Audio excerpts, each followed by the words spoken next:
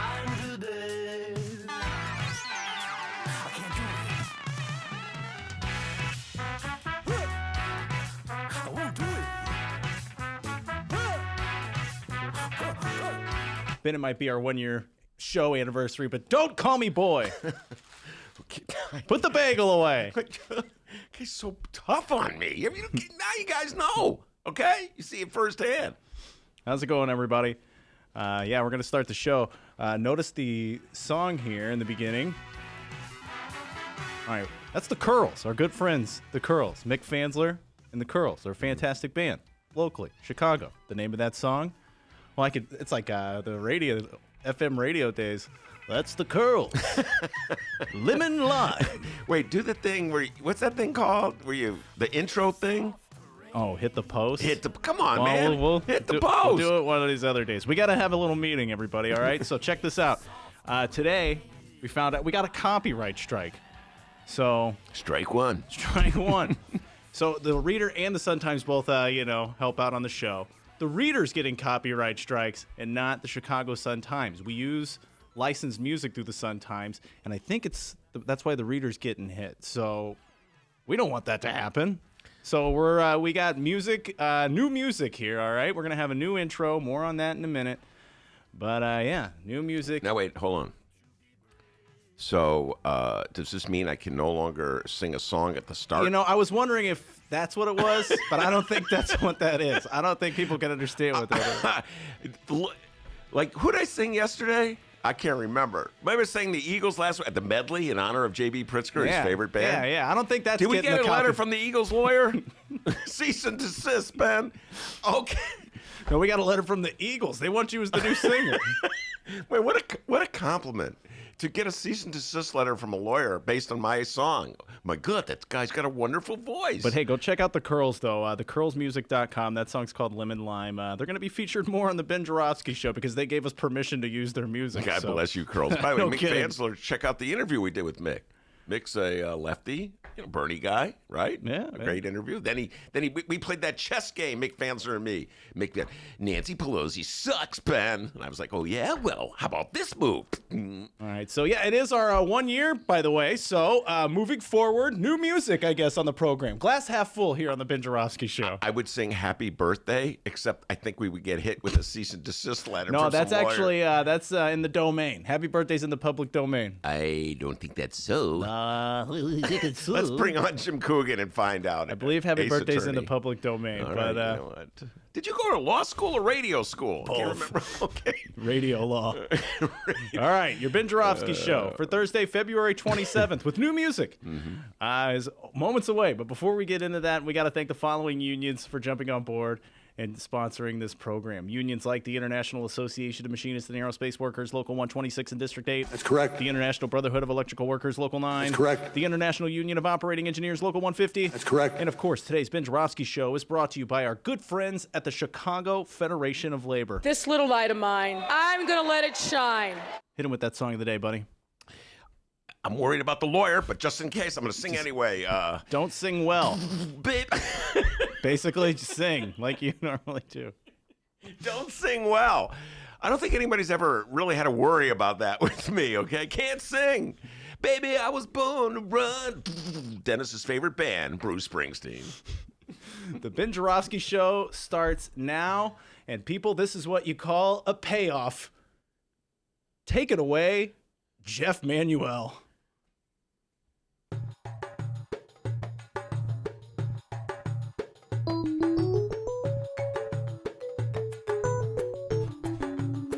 It is Thursday, February 27th, and live from the Chicago Sun-Times, Chicago Reader Studio on Racine Avenue, this is the Ben Joravsky Show. Song's kind of cool, right? Mm-hmm. Sounds like Feeling it. Sounds a little like Doogie Howser. Today on the program, it's the return of In These Times writer Miles Kampf-Lassin.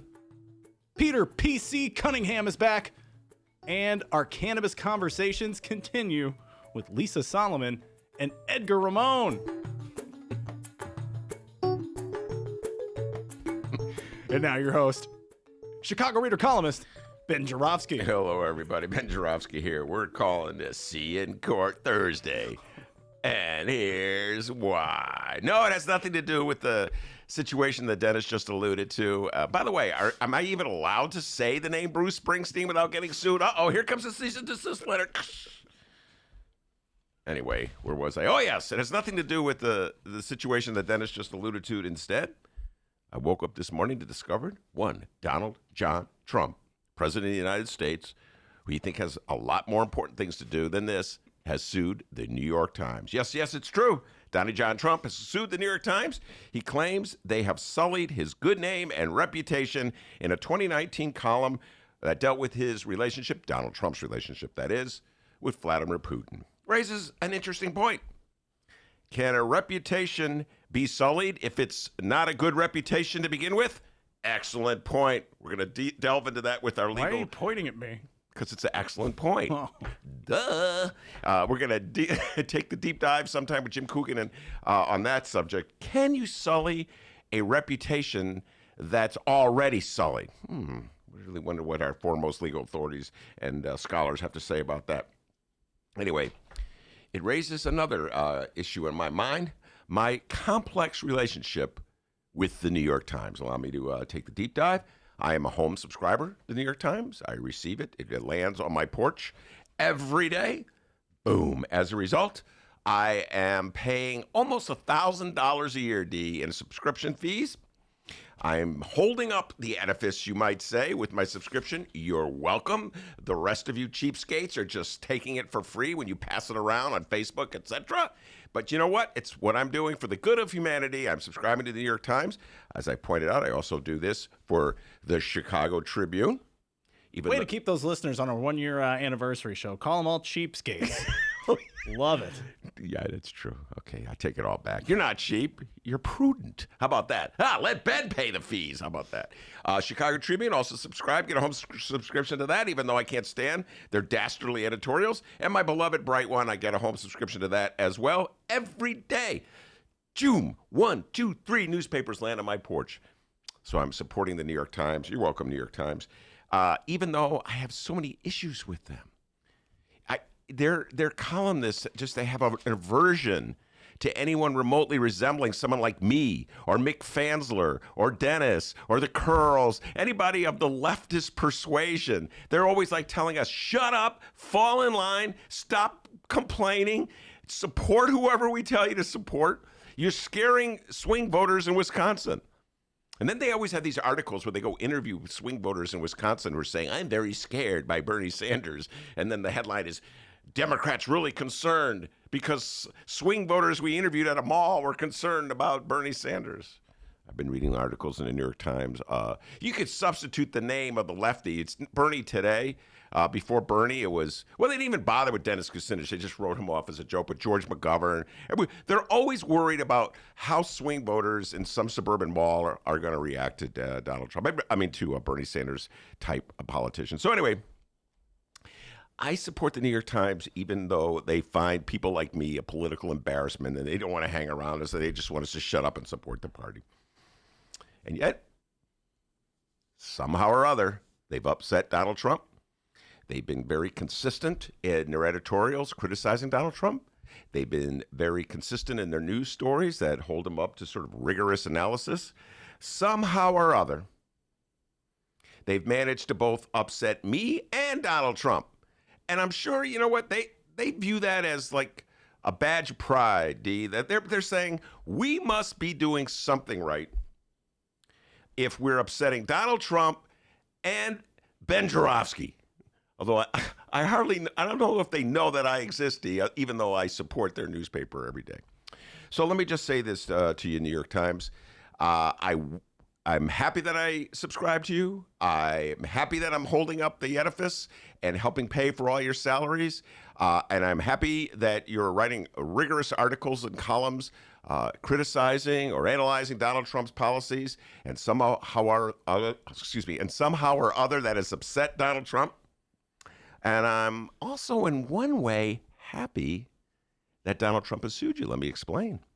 as soon as I saw that article, I texted Jim Coogan, the aforementioned Jim Coogan, who's a frequent guest on our show, Ace Attorney Jim Coogan. We talk mostly about impeachment issues facing Donald Trump. We talk about all kinds of judicial issues with him. But I texted him, I go, Jim, if the New York Times is being sued by Donald Trump, if Donald Trump is the plaintiff in that case, if he is suing the New York Times and forcing them in the court as opposed to the other way around, doesn't he open himself up to deposition by the New York Times attorneys? And Jim said, yes. It's pretty obvious. Donald Trump's the aggressor. He can't hide behind the shield. Well, I'm so busy running the country. I'm so busy as president of the United States. If he's the one who took the case to court in the first place, so New York Times attorneys, go to work. In fact, figure out some way to force Donald Trump to release his federal income tax statements. I would love to see that happen as a result of Donald Trump's suit against the New York Times. We got a great show today, everybody. Miles Kampf-Lassin from In These Times will be in here. I'm sure we're going to be moaning and groaning about the New York Times. Plenty in his appearance. Miles was not here last week. No collusion. Oh, so thanks for that reminder, Donald Trump. Miles was not here last week, D, as you remember. Bronco was here. Remember that? Yeah. And no New Zealand accents, okay, D? Yeah, no please, New Zealand please. accents. Miles Kampf-Lassin will be talking about all the political issues today. Peter P.C. Cunningham, our favorite moderate and centrist Democrat, will be here today. Pete says he may bring his guitar. Fingers crossed. We need music. Yeah, We'll record that bad boy. and what a great idea. Yeah. And Pete promises. We record every show anyway. What a great idea. No, but we could use PC opening the show. Yeah. Doing his favorite Bob Dylan song. Okay, well, that may cross the copyright line again. Can I mention Bob Dylan's name? You can mention him, yeah. Here comes the cease and desist letter. PC has promised not to sue us if we play one of his songs. Could you imagine? He sings the song in the studio, and then when he's done, he goes, "You can't play that." What? You just sang. Sorry, boys. Anyway, PC will be in there. Got plenty to talk about with him. Lisa Solomon and Edgar Ramon, part of our cannabis conversation. Isn't that what we call it, D? Cannabis Conversations. How about Finesse at the end. reefer wrap up? No. No reefer. Okay, cannabis conversations. A lot of cannabis talk out of us. And so a lot of political talk, cannabis talk, and a lot of other good things. But before we do any of that, the young man from Alton, the man they call Dr. D, with the news. Hi there. Yes, the Ben Joravsky Show, as a podcast, is 1 year old. Hey, Ben. Happy anniversary. Yeah, man. Happy anniversary to you, too. Did you give me anything? Yeah, I got you a bagel. Oh, yeah. It was delicious. Thank you. I got you a bagel. What'd you get me? I'm here. No, but I'm hitting the you know what? buttons. Yeah, that's more than good enough. Yeah, as we said earlier, moving forward on the Ben Joravsky Show, new music. Yeah, we don't want to get any copyright hits. So we're out there. We're looking for music, all right? Like we said, we're going to record PC. Peter Cunningham, if he brings that guitar, if he's listening, he's like, all right, not bringing the guitar. Please bring your guitar. We need music. If you listen to this show and you're in a band, you want us to play your song, we'll play it. We don't care. We need music. You know what I mean? If you know of a band that could use the exposure, we'll plug. We'll mention whatever shows they got coming up.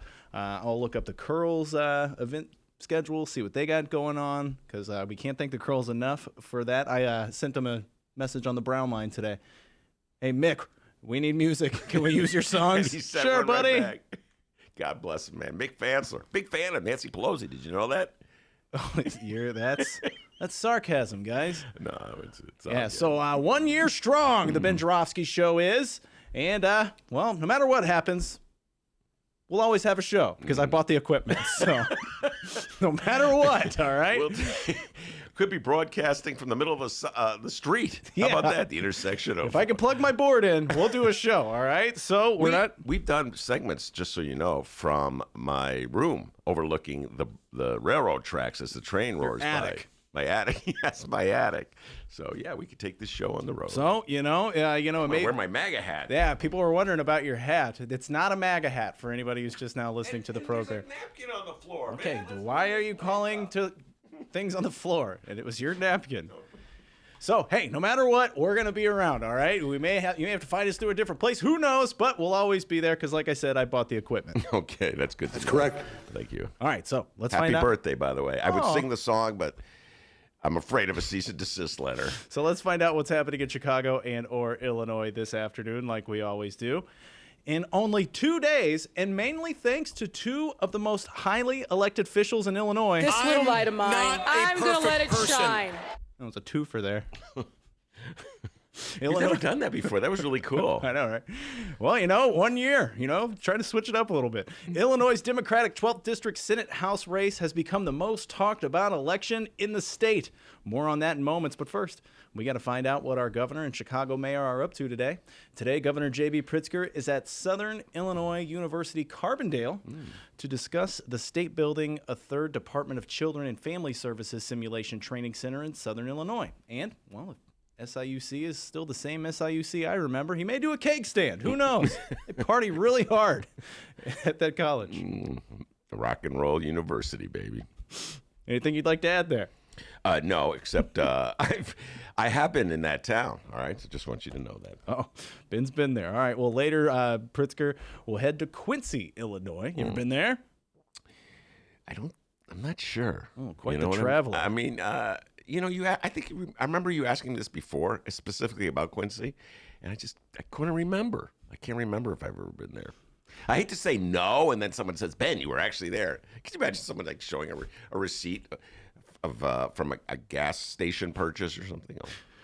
Moving on, Chicago Mayor Lori Lightfoot is at the Standard Club for a panel discussion on the future of Chicago. Ben Joravsky, let's pretend you were invited to join this panel discussion on the future of Chicago. Yeah. And listeners, trust me, pretending is the only way it's going to happen, all right? He rarely gets invited to anything. I would not get invited to such a panel, that's for sure. But Ben, let's pretend you were at this panel. Wait, I was invited to the City Club. Yeah, let's see where that got us. Hey, what happened to my City Club certificate? It's back there beyond the cookies and the milk carton. the buttermilk carton. Yeah. What a weird show we had.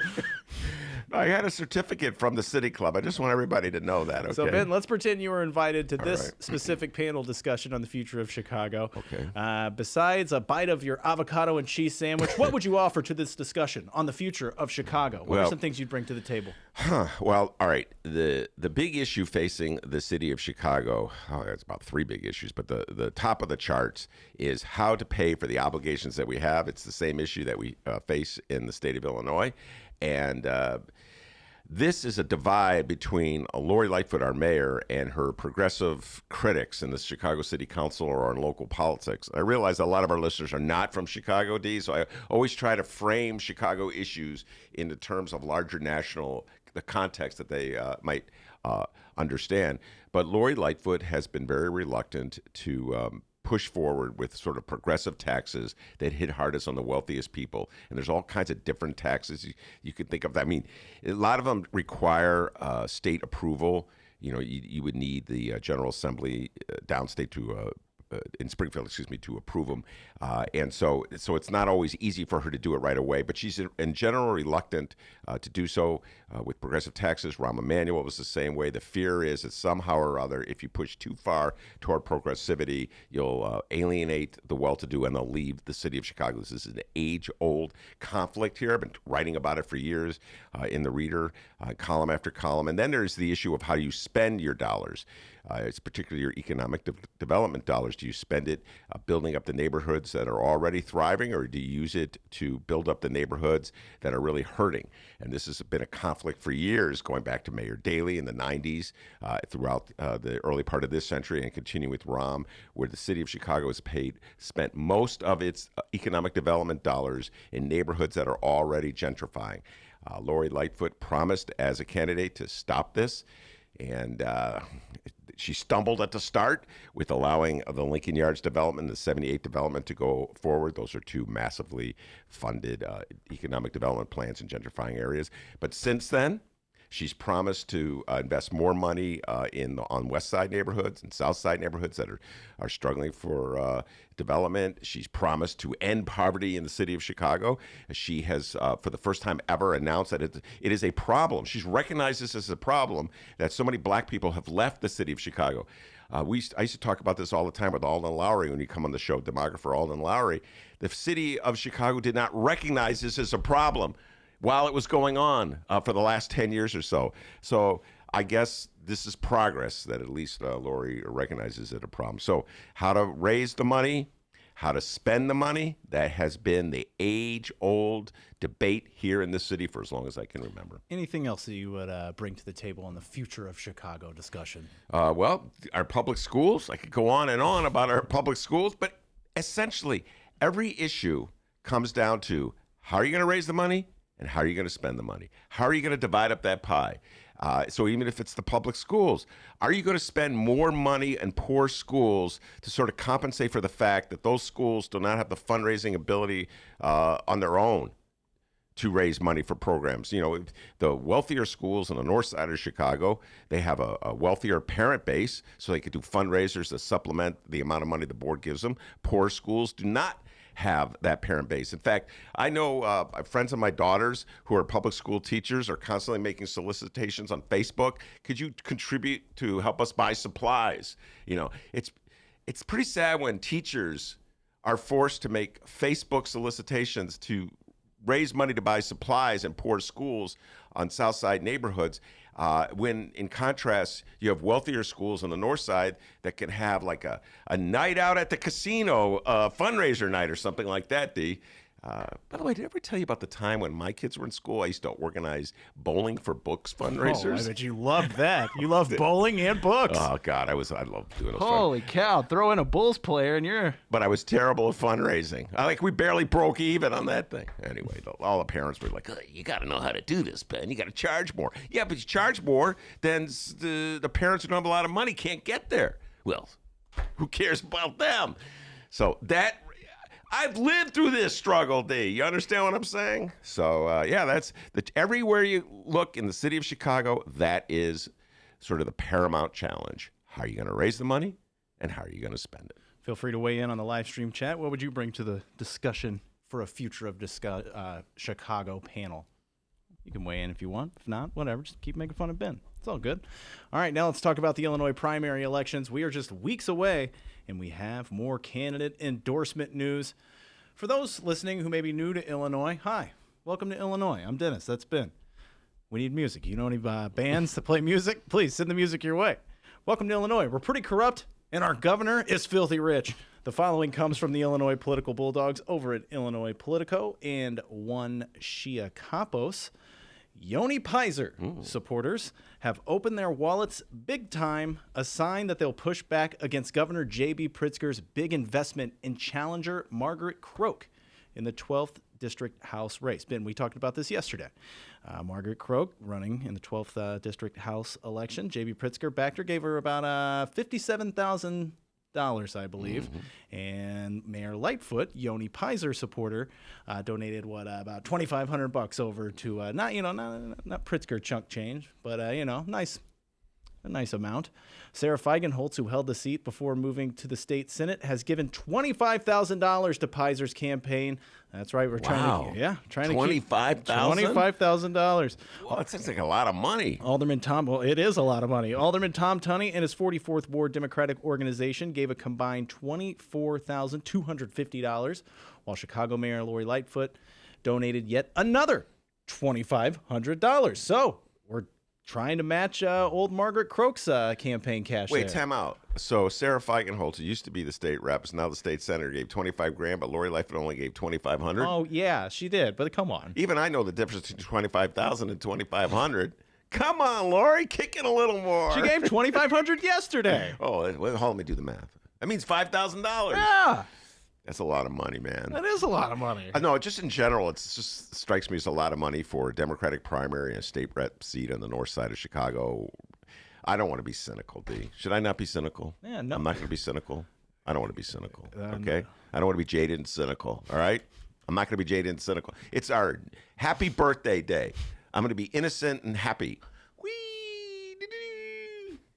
Now, it just seems to me like I don't know if there's really much of a difference between any of the candidates running in that race. You understand what I'm saying, D? So, but, if you see a difference, J.B. Pritzker, Lori Lightfoot, or Sarah Feigenholtz, God bless you. As we said earlier this week, Pritzker maxed out with a $58,000 donation to Margaret Croak from his campaign fund and separate individual donations from him and his wife.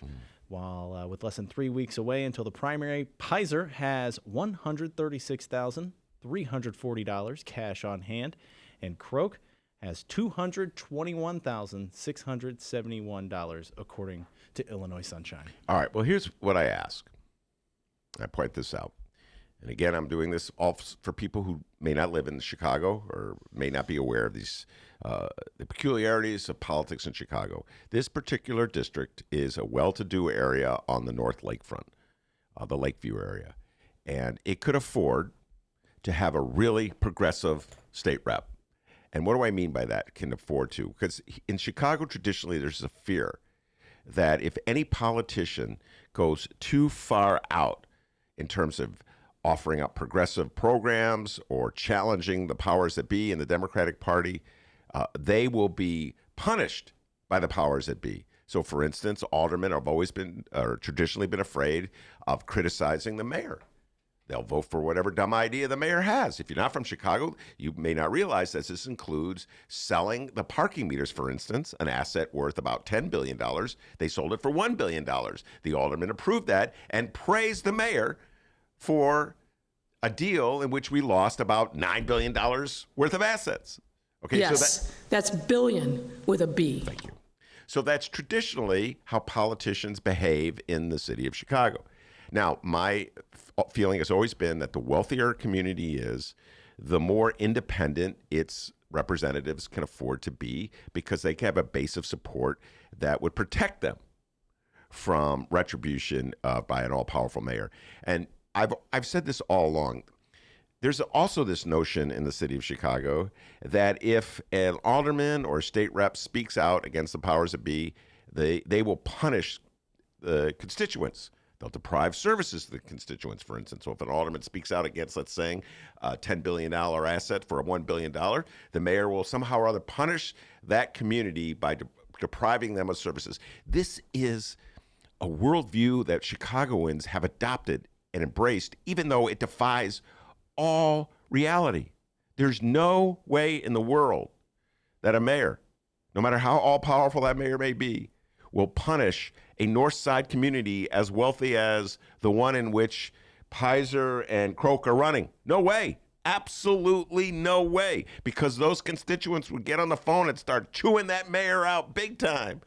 Those constituents are the ones who are probably going to raise money for that mayor big time. So that's exactly the kind of district that we could have independence and progressivity and representatives and aldermen willing to take a new look at age-old problems. So what I say to the folks in Lakeview, in that wealthy area along the lakefront that now suddenly has a vacancy, maybe you should consider which one of these two candidates would be, I don't know, the most progressive on issues like taxation, how you spend, all the issues I just talked about, raising the money and spending the money. All right, well, we know who the mayor's backing. We know who the governor's backing.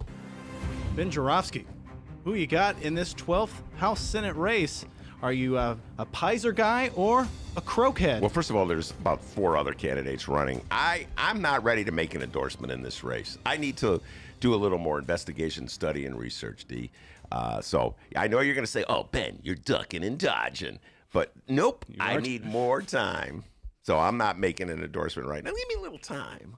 I'll endorse. I'll think. You know, I don't know. Am I allowed to even make endorsements? I don't think so. I don't know. Uh-oh, here comes another cease and desist letter. Yeah. No more endorsements. All right, we have the... I do rank every day. Well, there's my ranking of presidential candidates. You do rank. I do rank. You do It's not rank. an endorsement, right? Can you, for 10 trivia points, what are my top 3 right now? Go. Bernie, Elizabeth Warren, Joe Biden. Joey B. Is anybody coming up strong behind Joey B? No. By the way, did you see the Public Enemy and Bernie? Yes. I guess you saw it. Yeah. We got to talk to Miles Kampf-Lassin. He's That's so wrong. happy. What up, brother? No. Sarah Silverman, what a combo. They're going to do a rally in Los Angeles. I saw this, I forget where I saw it. Public Enemy, Sarah Silverman, and Dick Van Dyke. Now, I know my younger listeners out there have no clue who Dick Van Dyke is. I'm more excited about Dick Van Dyke. Oh, my God. No, I love Sarah Silverman. Sarah Silverman was for Bernie in 2016. Did you know that, young man? Yes, I did. But then when Hillary won the election, she criticized Bernie supporters for being ridiculous in their opposition. I had to give her a lot of love for that, D. Give her a lot of my Bernie friends were saying, "Oh no, Ben, rip Sarah Silverman." No way. You have to. Trump versus Clinton, I'll relitigate that one. I was for Clinton 100% against Donald John Trump. So I agreed with Sarah. So she showed some guts, but she's right back with Bernie in 2020. So you got to give her credit. All right, let's go to the live stream chat here. Thank you to everyone who has weighed in, and thank you to everyone who listens live every day. You guys are awesome. Okay. Oh, and Pat Rod sent us a song. We already got some songs. You can do the same if you know a band or, Wait, time out. Is it a band that Pat Rod's in? I don't know. I got to get the details. I just saw an email from Pat Rod and on the BennyJShow@gmail.com. So I'm going to have to, we'll give it a listen here in a few minutes. But if it's by the Eagles, we can't use it. We can't use it, Pat Rod. Hopefully it's not by the Eagles. All On right. more levels Alan, than one. Go ahead. Alan Drew weighed in. Alan says Lakeview will support a pseudo-lib. Yeah. I think he's right there. That's what they're going to end up with. Yeah.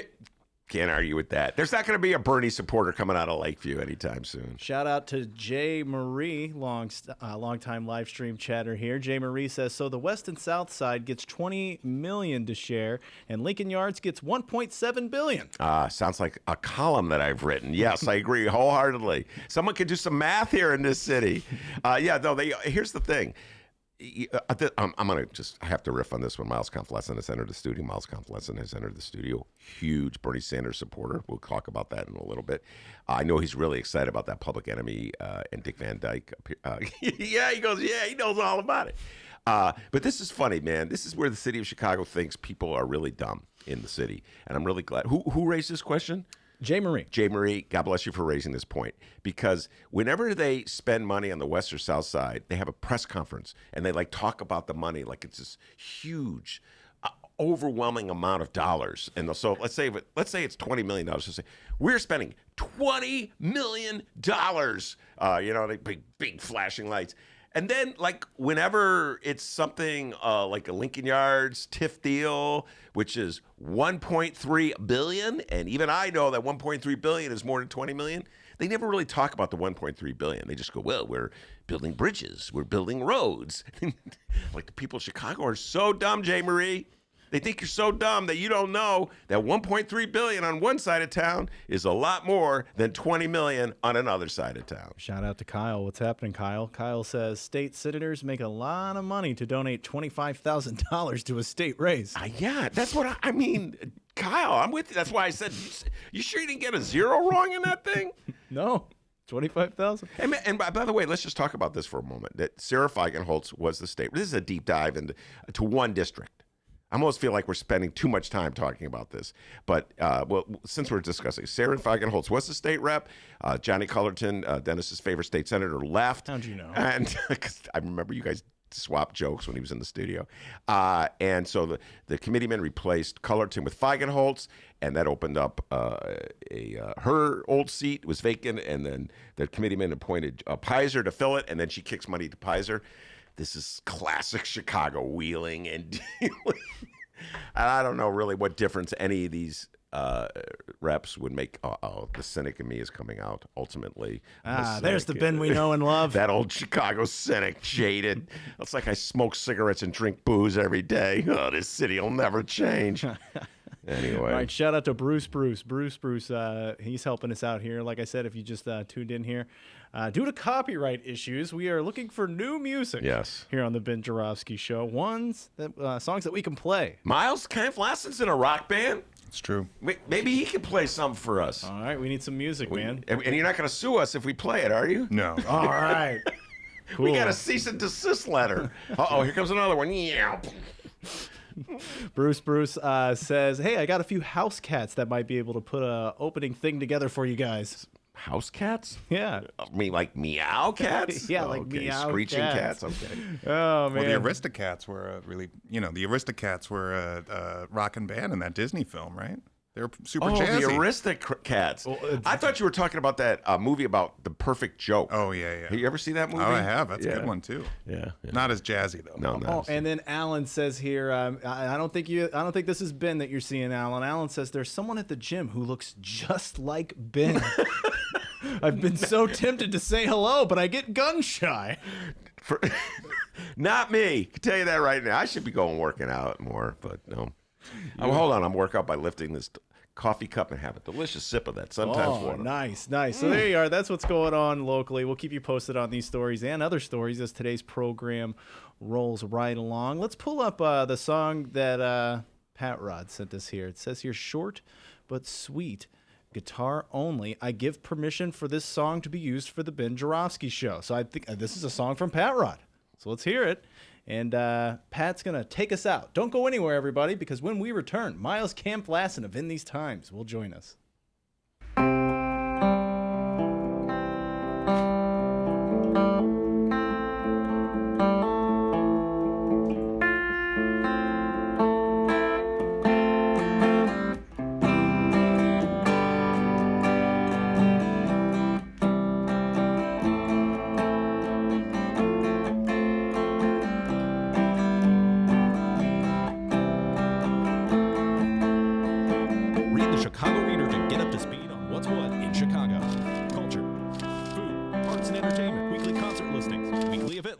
The environment, travel. I can continue, but you get the point. And for all of you Chicago political junkies, raw weekly columns on real city politics from Maya Dukmasova and our very own Ben Joravsky. The Chicago Reader, free to the public in newsstands throughout the city and online at chicagoreader.com. Read it now and be a more informed Chicagoan.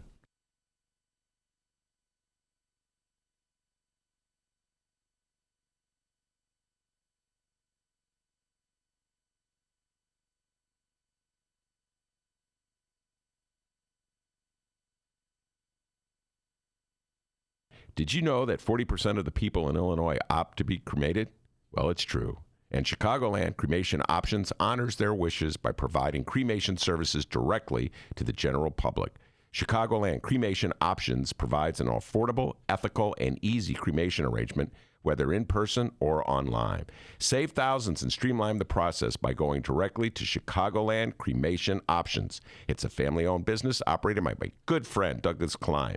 Here's how you reach them. ChicagolandCremationOptions.com. One more time, ChicagolandCremationOptions.com. It's the butter cow, which has 9 hearts to represent the 9 essential nutrients in milk. That's right, it's made entirely out of butter, and it's a state fair tradition since at least 1922.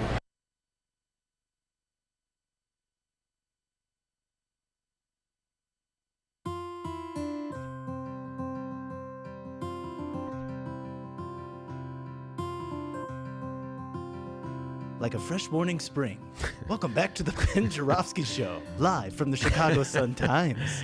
As long as we don't get sued, as long as we don't get a cease and desist letter, keep playing that music. Where's this music from? Our good friend Jeff Manuel. It's Jeff Manuel. All right, very good. Thanks, Jeff Manuel. Miles Kampf-Lassin promises to go into the studio and record some songs that we can use, and he promises he won't have his lawyer send us cease and desist letter. Is that correct? You have my word. All right, very good. Peter Cunningham will be coming in the studio afterwards, our favorite centrist.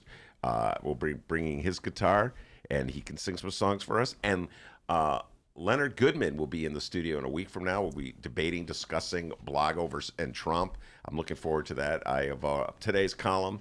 I have a little fun with Blago and Trump, and Leonard Goodman, of course, was Blago's lawyer. He also plays in a rock band. I did not know this. I've seen them. Okay, and I told him he should bring his guitar to the studio.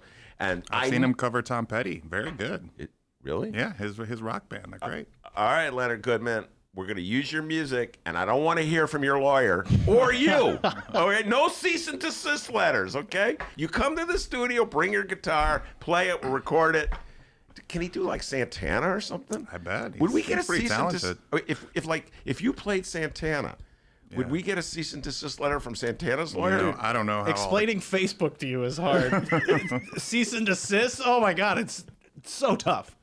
Cease and desist letter. Anyway, welcome back to the show, Miles. You weren't Thank here you. last week. You were in New Orleans, correct? I was out celebrating Mardi Gras, the carnival down there. Incredible city, incredible vibe. I really recommend everybody at least once in your life go down there and experience Mardi Gras. And in your place, we had substituting for you. We had Branko Marstich, who's a great journalist at both In These Times and Jacobin, who recently wrote Yesterday's Man, The Case Against Joe Biden, a new, really comprehensive book, I think, that really lays out all of the ways in which Joe Biden would represent not just a backwards turn in American politics away from kind of a progressive direction that much of our politics have been moving in, but also a real threat to democracy because of how wrapped up his entire career has been in, wealthy campaign contributors and cozying up to dictators and supporting really aggressive militaristic foreign policy, the whole gamut. So I'm really glad that Branko got to go on here. He said he would be keen to go on again, which is a little New Zealandism. Yeah, I'm not going to do my Branko imitation because he made fun of it last week when hello, mate. Anyway, I just did it. We lost 6 New Zealand listeners last week because of that. Well, he proudly identifies as a Kiwi, though, which is what the native New Zealanders are called, as the Kiwis. I did not know that. It's true. But anyway, I tended to defend Joe Biden. My list, I make every guest give me 3 candidates in order, and my lefty guests usually just duck and dodge this one after they get done with Elizabeth Warren and Bernie Sanders. So I can just see you ducking and dodging if I ask you to come up with a third. But Joe Biden right now is my third. My argument for Joe Biden, I gave this to Branko when he was on the show last week. My argument is he's a traditional Democratic politician, and if the party is moving left, he will head in that direction because that's what politicians do. I don't think he has a strong fixed ideology. I used to say this all the time. Now that I'm thinking about this, Miles, in regards to Rahm Emanuel, not so sure it's the case with Rahm. I'm starting to think he does have a fixed ideology, but I don't believe that Joe Biden does. In contrast to, let's say, Michael Bloomberg. Yeah. I'm making the argument, and we'll get your response to it. I'm distinguishing Joe Biden from Michael Bloomberg. Michael Bloomberg has never had to make any kind of accommodation as a public figure to the left side of the Democratic Party. He has always been able to use any side of the Democratic Party. Well, that's a valid point. Well, he is now on this apology tour because he recognizes he cannot possibly win the nomination without black votes. So he's now on an apology tour on one issue, stop and frisk. But so I would argue, get your thoughts on this one.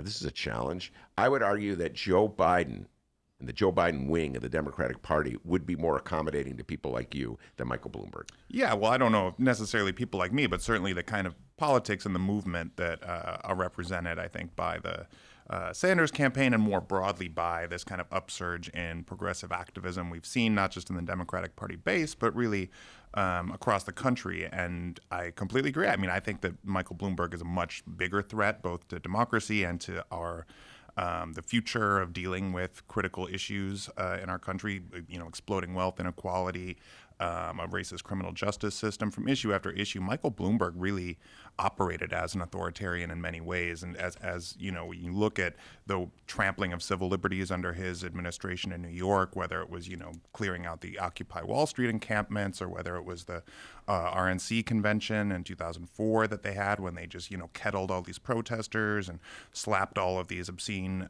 charges against them that they eventually had to drop. I mean, if you believe in civil liberties at all, Michael Bloomberg is not your friend, nor is he your candidate. And, you just see it in how cynical his campaign is. What they have this new, have you seen this hat they have out now? They're selling this Not a Socialist hat. Bring in the boss is what it says on the back. Look, unless you're talking about Bruce Springsteen, there's nobody that wants to bring in the boss. Everybody hates their boss. What is how are you thinking that that's going to win over votes? But that's the play he's making is just to be, attacking the Sanders wing of the party. So I do think that Michael Bloomberg would be a much worse nominee, of course, than Joe Biden. I have to say, when you mentioned that Not a Socialist hat, my good friend Joanna sent me that text yesterday with a picture, and I thought it was a joke. Yeah. I thought she was sending a joke because it said that they were charging $17.95 for the hat. So the richest man ever to run for president of the United States, one of the richest men in the world. Eighth richest, yeah. Is he the eighth? Yeah. Wow, I give you credit for knowing that. Do you know the 7 ahead of him? I don't. Okay. Well, I know the top 2 are Bill Gates and Jeff Bezos is up at the top. Warren Buffett, maybe 3 or 4. So he's my favorite rich guy, Warren Buffett. But anyway, what a cynical move to charge the richest guy, the 8th richest man in the world is charging people, Miles, $17.95 for a hat. Shouldn't he just give the hats away? The dude's got $60 billion, man. Well, one thing that he is doing that I mean, I don't respect it, but I think it could be a boon is that he's offering, $6,000 to $8,000 a month for these campaign operatives. So you can just sign on board, and it's his ploy to just, buy up everybody in the political sphere so that none of these other campaigns can access any of these these employees. And I think that that's his way of, and there's also, I mean, with the not a socialist hat, I think it is a little tongue in cheek, even though it is a real thing. He's trying to, pay all these social media influencers and, just pretty much anybody. He'll pay you $125 to post some pro Mike Bloomberg content on your, just your meager social media site because he has no actual movement behind him. There's nothing grassroots about Michael Bloomberg's campaign. And that's his whole approach is saying, look, I'm not bought up by anybody. I'm just using my own money. You don't have to worry about like me being in thrall to any interests outside of myself. Well, that is incredibly terrifying when it comes to you representing the will of the people if you never have to answer to anybody, especially when you look at the other side of the spectrum where Bernie's completely sworn off any corporate donations, including from billionaires like Mike Bloomberg. So I think that it really represents the contrast right now in this Democratic primary. All right, here's the interesting thing. I mean, we're looking far ahead, just that last point. Right now, Bernie's looks like the favorite to win the nomination, although we'll get into what could be done to stop him from winning the nomination. But let's say he is the nominee. Michael Bloomberg has pledged to continue spending his money to whoever the Democratic nominee is on behalf of the Democratic nominee. Do you think Bernie Sanders should allow that money to be spent, or should he oppose the expenditures of billions of dollars or hundreds of millions of dollars by a billionaire to essentially on his behalf? I don't think there's any reason to believe anything Michael Bloomberg says. And I don't think, and the reason I say that is because Michael Bloomberg is also pledged. And what he is actually doing right now is spending millions of dollars in strictly an anti-Sanders campaign in order to keep him from being the nominee. This is not, and they announced this a few days ago. I mean, this is not normal Democratic politics. In many ways, this has been a very tame primary. There have not been, even when you look at 2008, the kind of critiques that Barack Obama was making of Hillary Clinton were much sharper than most of what you've seen so far. Now we have this whole, freak out over Fidel Castro comments, and Bloomberg's doing they said they're going to do a huge oppo drop. This is exactly what they're all the Democratic Party establishment people are banging Bernie for criticizing Joe Biden or anybody else. They're like, oh, how dare you trample on somebody who could be our nominee. But when it's Michael Bloomberg doing it, spending his own millions of dollars on a campaign to trash Bernie Sanders, who most likely, as you said, will be the Democratic nominee. They don't have any words. And then the person they get upset at is Bernie for saying, oh, you're not going to take his money, as if we should accept that Michael Bloomberg's role in American democracy is somehow a positive one. This is somebody who, spoke at the RNC to back George W. Bush in 2004 after he had started the most disastrous foreign policy venture in our lifetimes, the Iraq War. This is somebody who it took on this stop and frisk program that was ruled unconstitutional. And yeah, he might apologize for it now, but there's on tape just saying these absolutely racist things. I just really don't think that the issue right now should be, oh, Bernie, it's on you to decide who, are you going to take this money or not, when that person who's supposedly offering the money is spending millions of dollars to trash you. So yeah. I think that that's the real issue here. Well, I would say this before we move on. Take the money. You got to beat Donald Trump. He's going to come at him with every single nickel he has. And I just have to say this to you before we move on. I've told you this before. I've said this many times on the show. For some reason, I'm on the Tea Party mailing list. And as a result, now I'm getting stuff from Mitch McConnell. I got something from Melania Trump. Donnie Trump Jr. is sending me emails all the time. Somehow or other, they think I'm a big-time Republican. which that's fine and whatever. I get their emails. But I got an email today from some right-wing group. I can't remember which one, Miles. Was talking about Michael Bloomberg as a super lefty. I'm not making this up. Super lefty and far lefty or something like that. Now, so this is the point I've always made. No matter who the Democratic nominee is, even if it's Michael Bloomberg, who's selling not a socialist hats for $17.95. By the way, anyone dumb enough to give Michael Bloomberg, the 8th richest man in the world, give it to our show. We could use it more than Michael Bloomberg. That's for damn sure. Anyway, so they're going after the Democrat as a super lefty anyway. So you might as well really have a super lefty at the head of the ticket. All right. You were saying that it was mild. The primary fight has been mild compared to previous ones. It wasn't so mild on Tuesday in the debates, and the gloves were off, and they were all coming after Bernie. And Bernie had that great line. He goes, "I hear my name mentioned a lot here on stage." So how do you think Bernie did, with that onslaught? Well, the old famous line is, if you go for the king, you better not miss. And I can't. It's hard to take away from that debate that anybody else won besides Bernie Sanders. And if you look at the polling that was done after it in terms of who people thought both performed best in the debate and who they thought after watching the debate was the best candidate to take on Bernie Sanders or take on Donald Trump, it's Bernie Sanders. I mean, and if you are not changing that actual dynamic through the debate, it was a failure on your part, because if you haven't been able to slow Bernie's momentum, I don't see how you can take it as anything else but an L. And for all of these candidates, they're trying their best to reposition themselves, but there's no other way for me to look at it. I've followed Democratic Party politics for a long time. Mm-hmm. It's Bernie's party right now in terms of how he's defining the terms of the debate, in terms of how he's,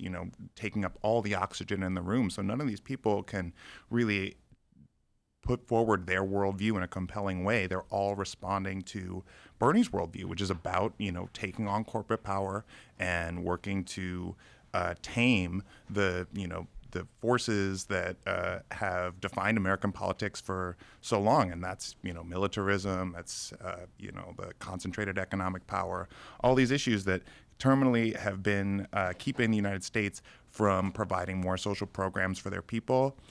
Bernie has cast them as the enemies and people power as the solution. Mm-hmm. And that has just defined how this entire debate has gone on. And I think that was the case on Tuesday as well. So I think, on Saturday and then again on Tuesday, we're going to start to see how that plays out in the electoral arena. All right. Now, you sent me an article.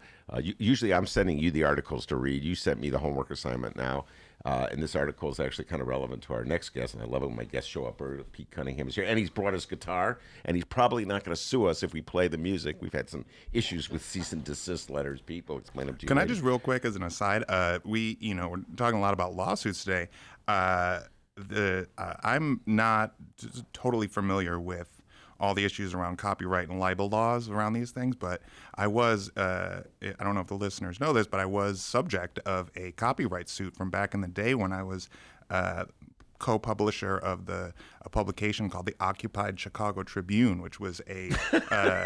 Don't tell me the Trib sued you? The Trib sued us. We went to, I got an actual letter in the mail about this lawsuit. Michael Deutsch and the great people at the People's Law Office represented me and my fellow colleagues. It went to the International Copyright Court in Geneva, Switzerland, and we won. We beat the Tribune. So the Tribune dragged you into court? That's right. How much did they represent? Did you say they represented you pro bono, free of charge? Yeah, the People's Law Office. So how much? I always say this. And it was documented by Michael Miner in the Great Chicago Reader. You know what? I probably read it and forgot about it. Now, because it was about, 10 years ago? No. Something like that. When was Occupy? 2011, correct? I think that this was in 2012 is when this lawsuit was put forward. I always point out I'm a home subscriber to Chicago Tribune. Are you telling me my annual subscription fees went to pay their attorney? That's right. We actually looked into what they were paying their attorney, who was going after us with this, which is this guy named Doug Masters. And it was a lot. He was on a massive retainer. So yes, there was a huge amount of expenditures just to go after us for publishing this paper that that was lampooning, and that's why ultimately we won the suit, is because they said, it's not copyright when you're clearly doing satire, when you're parody. lampooning, and we did. I mean, they said we were stealing their mark. By calling it the Occupied Chicago Tribune. It was part of this whole ecosystem of Occupy papers to try to provide some alternative to the corporate media we're so used to. And we trashed Rahm Emanuel's budget and went after some of various issues in the city. We're talking about the teacher strike back then. So I had my brief connection to the Occupy movement, and I think it was 2012, right around the time the Tribune was suing you. They asked me to come out and give a talk. I'm not making any of this up, about TIFs, which is a very difficult difficult concept to talk about anyway with anybody, because you got property tax issues and stuff like that. So they gave me a bullhorn, and which, by the way, I was like loving that bullhorn. Yeah. I got to talking to bullhorn. It's old school. It's like jumping up on the soapbox. Yeah, man, but I'm explaining TIFs to a bunch of anarchists who are about 22 years old, have never seen a property tax. Yeah. It was a challenge. And then they're like, huh, man? Anyway, that was my... It's on, by the way, there's somebody did a video of me talking to the bullhorn, talking TIFs. You can see Well, it. look up that story if you're interested. It's called Masters of Our Domain by Mike Miner. All right, so we went on a tangent there, but what I was going to ask you is about the article you sent me, which is essentially a warning that we've been hearing a lot from the moderate wing of the Democratic Party. The congressional leaders, Nancy Pelosi, et cetera, are very concerned that if Bernie's at the head of the ticket, the Democrats will lose many, if not all, of the seats they gained in 2018, and the Republicans will take control of the House of Representatives. This is a line that they're putting out there, so that the Republicans, and the assumption is that Donald Trump would then go back to controlling all the House, the Senate, the Supreme Court, and the White House. You sent me the article. Your response to it? Well, so this article is called "Democratic Leaders Willing to Risk Party Damage to Stop Bernie Sanders," and it's really well put together piece. And in it, the reporters reached out to around 100 of these so-called superdelegates, people that are party officials and the folks that will have a say if the convention goes to a second ballot, which basically means nobody on the first round gets to this magic number of elected delegates that you have to reach. I think it's like a little bit over 1,900. And what they say, these almost 100 super delegates, almost unanimously, they will not follow the will of the people. They are willing to pursue choosing another nominee, and perhaps somebody that is not even in the race right now. The two names that were heavily floated that are cited in the article are Sherrod Brown, who's the senator from Ohio, of course, and Michelle Obama. These are the people that these party leaders are looking to come in at the convention in July in Milwaukee, subvert the will of the people, even if Bernie Sanders or whoever is ahead in the delegate count. And clearly has won the most contests. They will, decide to just hand the nomination to somebody that nobody in the Democratic Party has voted for, in order to somehow preserve what they think is the will of the Democratic Party establishment, which is what they represent. Now, you just cited the critique of Bernie Sanders, that he'll, be a disaster for down ballot races, that he will lose against Donald Trump. I have not seen any single shred of evidence to back up that claim. I don't know. There was a poll out today from Pennsylvania. Bernie Sanders is the only candidate beating Donald Trump in the critical state of Pennsylvania right now. Biden is losing to him. Bloomberg is losing to Trump. So I think that this is fear that is explained through, we don't want to lose, we want to be able to win. But what it's really about is retaining the power centers within the Democratic Party establishment, which is what is threatened by the prospect of Bernie Sanders becoming president. Well, to this point, yesterday I took a look at what happened in 1972. People my age, I always say this, Miles. People my age, we're like it's burned into our head. What happened in 1972 when George McGovern ran against Richard Nixon and lost a massive race. He lost. I think he only got one state and the District of Columbia. It was perhaps the biggest landslide, electoral college landslide in the history of this country. And so Democrats, were very concerned ever since. That's justifies the move to the right or to the center. so we never have a 1972 again. And I took a look just out of curiosity what happened in the congressional races, and the Democrats held the House. Yeah. So and they gained seats in the Senate. So I feel that a lot of this is like trying to peddle panic.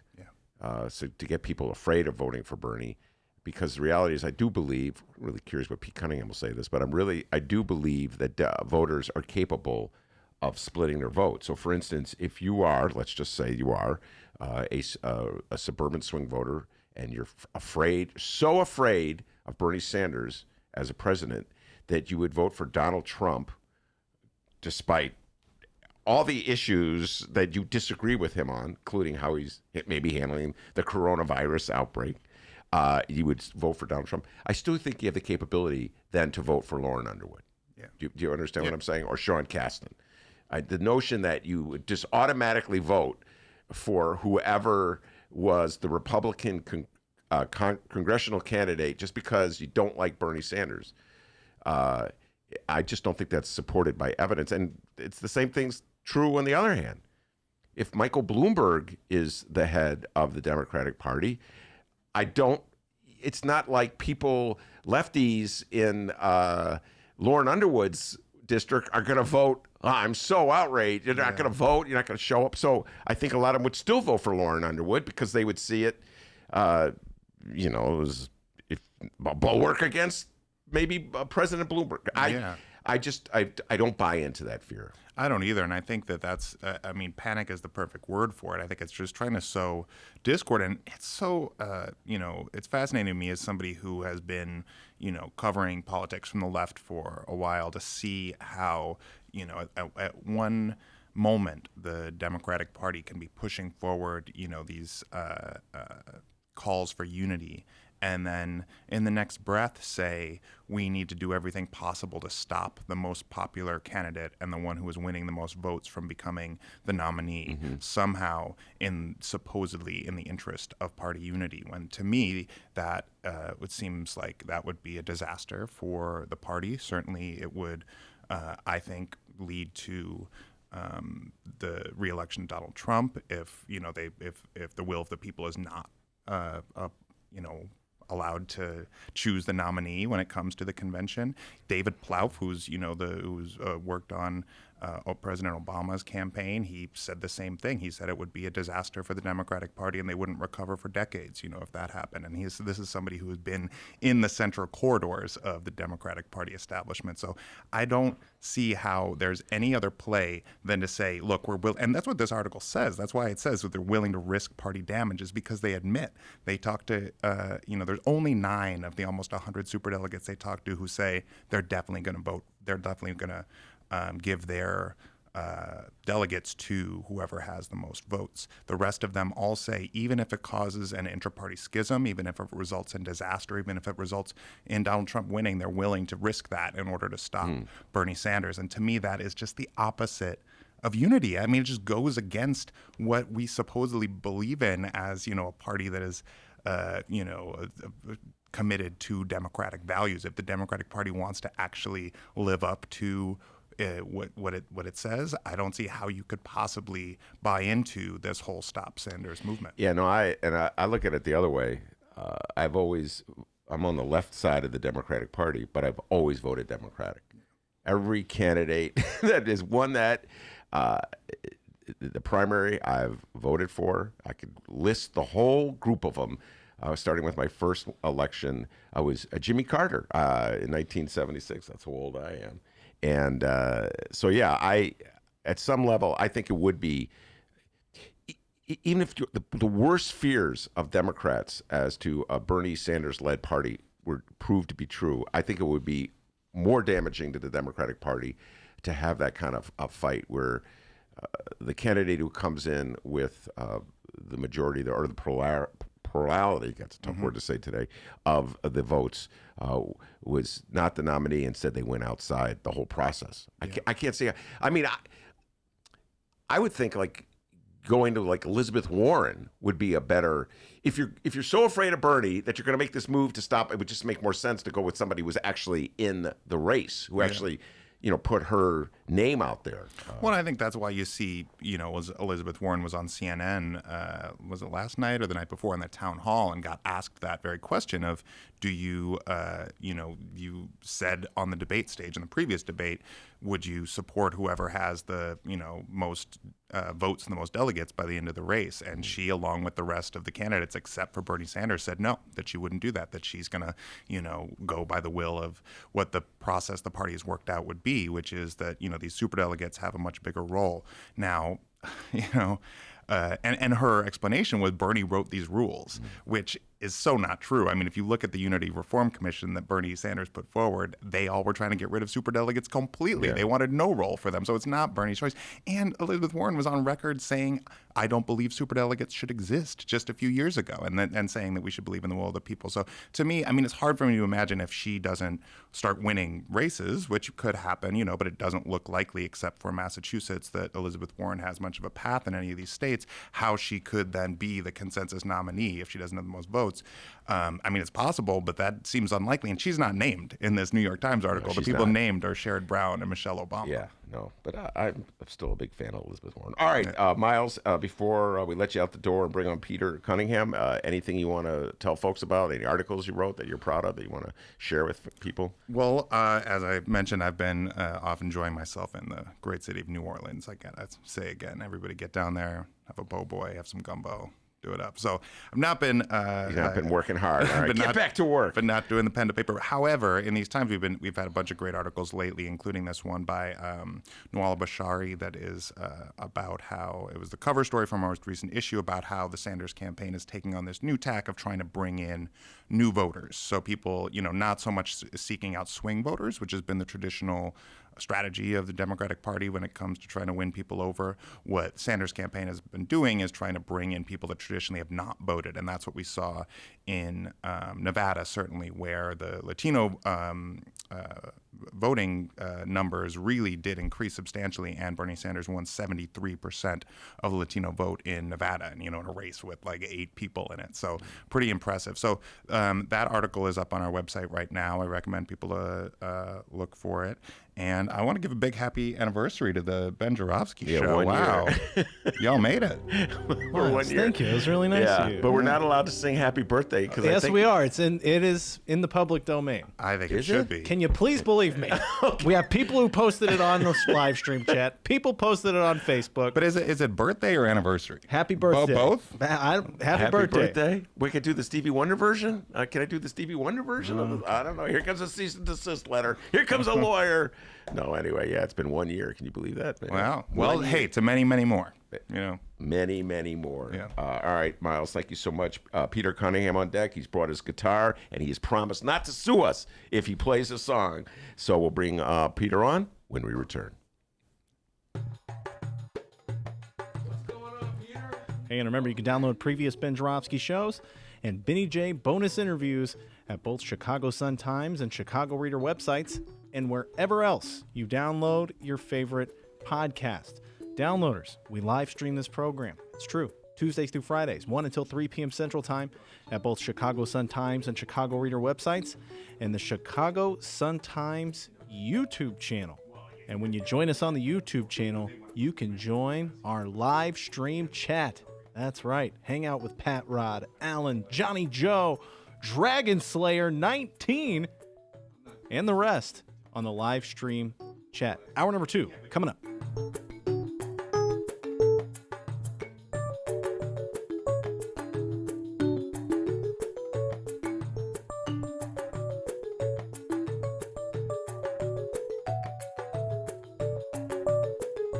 Eroding beaches on Chicago's lakefront, warmer winters in the upper Midwest, microplastics in our water. What can any one person do? Our best hope for saving the planet and ourselves is through the power of we. Get to the 9th annual One Earth Film Festival, the Midwest's premier environmental film festival. It's March 6th through the 15th. March 6th through the 15th. When? March 6th through the 15th. I was waiting for you to say that. The 14th? No. Pay attention. Take a piece of paper out and a pencil and write it down. March 6th through the 15th.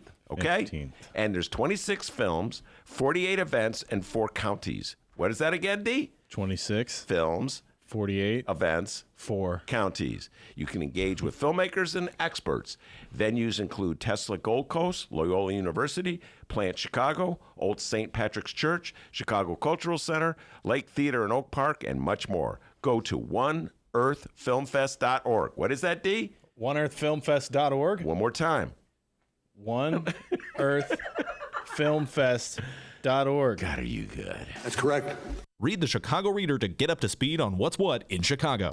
Culture, food, arts and entertainment, weekly concert listings, weekly event listings, the environment, travel. I can continue, but you get the point. And for all of you Chicago political junkies, raw weekly columns on real city politics from Maya Dukmasova and our very own Ben Joravsky. The Chicago Reader, free to the public in newsstands throughout the city and online at chicagoreader.com. Read it now and be a more informed Chicagoan.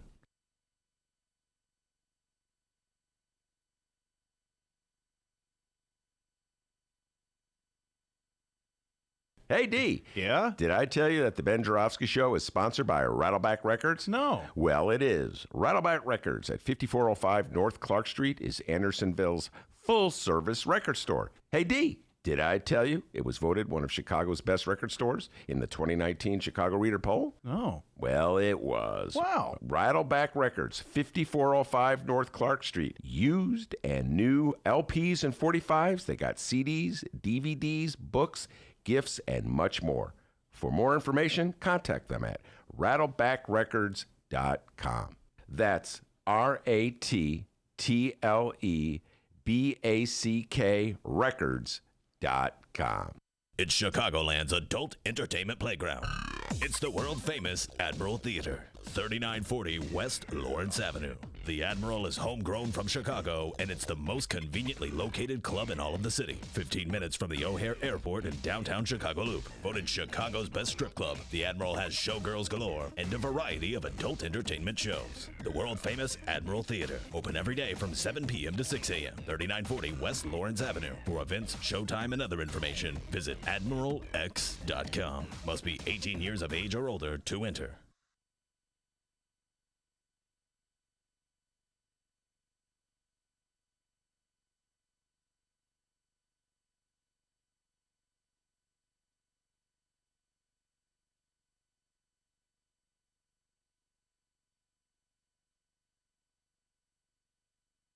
Hey, everybody, how's it going? Hour number 2 of your Ben Joravsky Show for Thursday, February 27th is just moments away. It's our 1-year anniversary today. Yeah. Woo!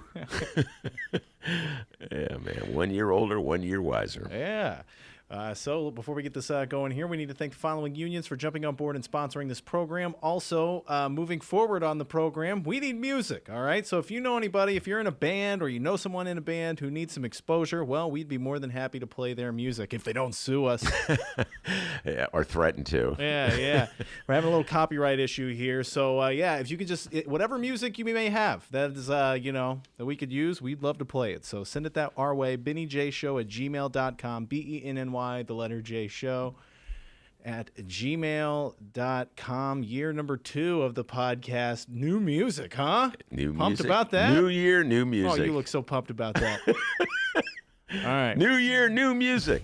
Gonna get a t-shirt. Gonna get a hat. Sell it for $17.95, just like Michael Bloomberg.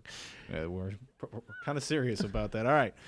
The following union sponsor this program: the International Association of Machinists and Aerospace Workers, Local 126 and District 8, the International Brotherhood of Electrical Workers, Local 9, the International Union of Operating Engineers, Local 150, and of course, today's Ben Joravsky Show is brought to you by our good friends at the Chicago Federation of Labor.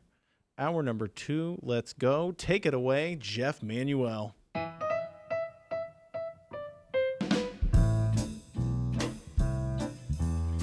It is Thursday, February 27th, and live from the Chicago Sun-Times Chicago Reader Studio on Racine Avenue, this is the Ben Joravsky Show.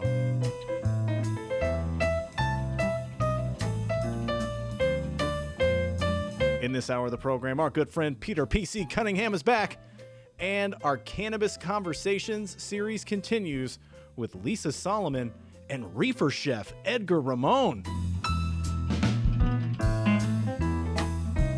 And now your host, not a reefer chef, Chicago Reader columnist Ben Joravsky. Supposed to call it cannabis, right? Cannabis, cannabis, cannabis. That's what I'm learning. Peter Cunningham. Call it cannabis. Don't call it reefer. Or weed?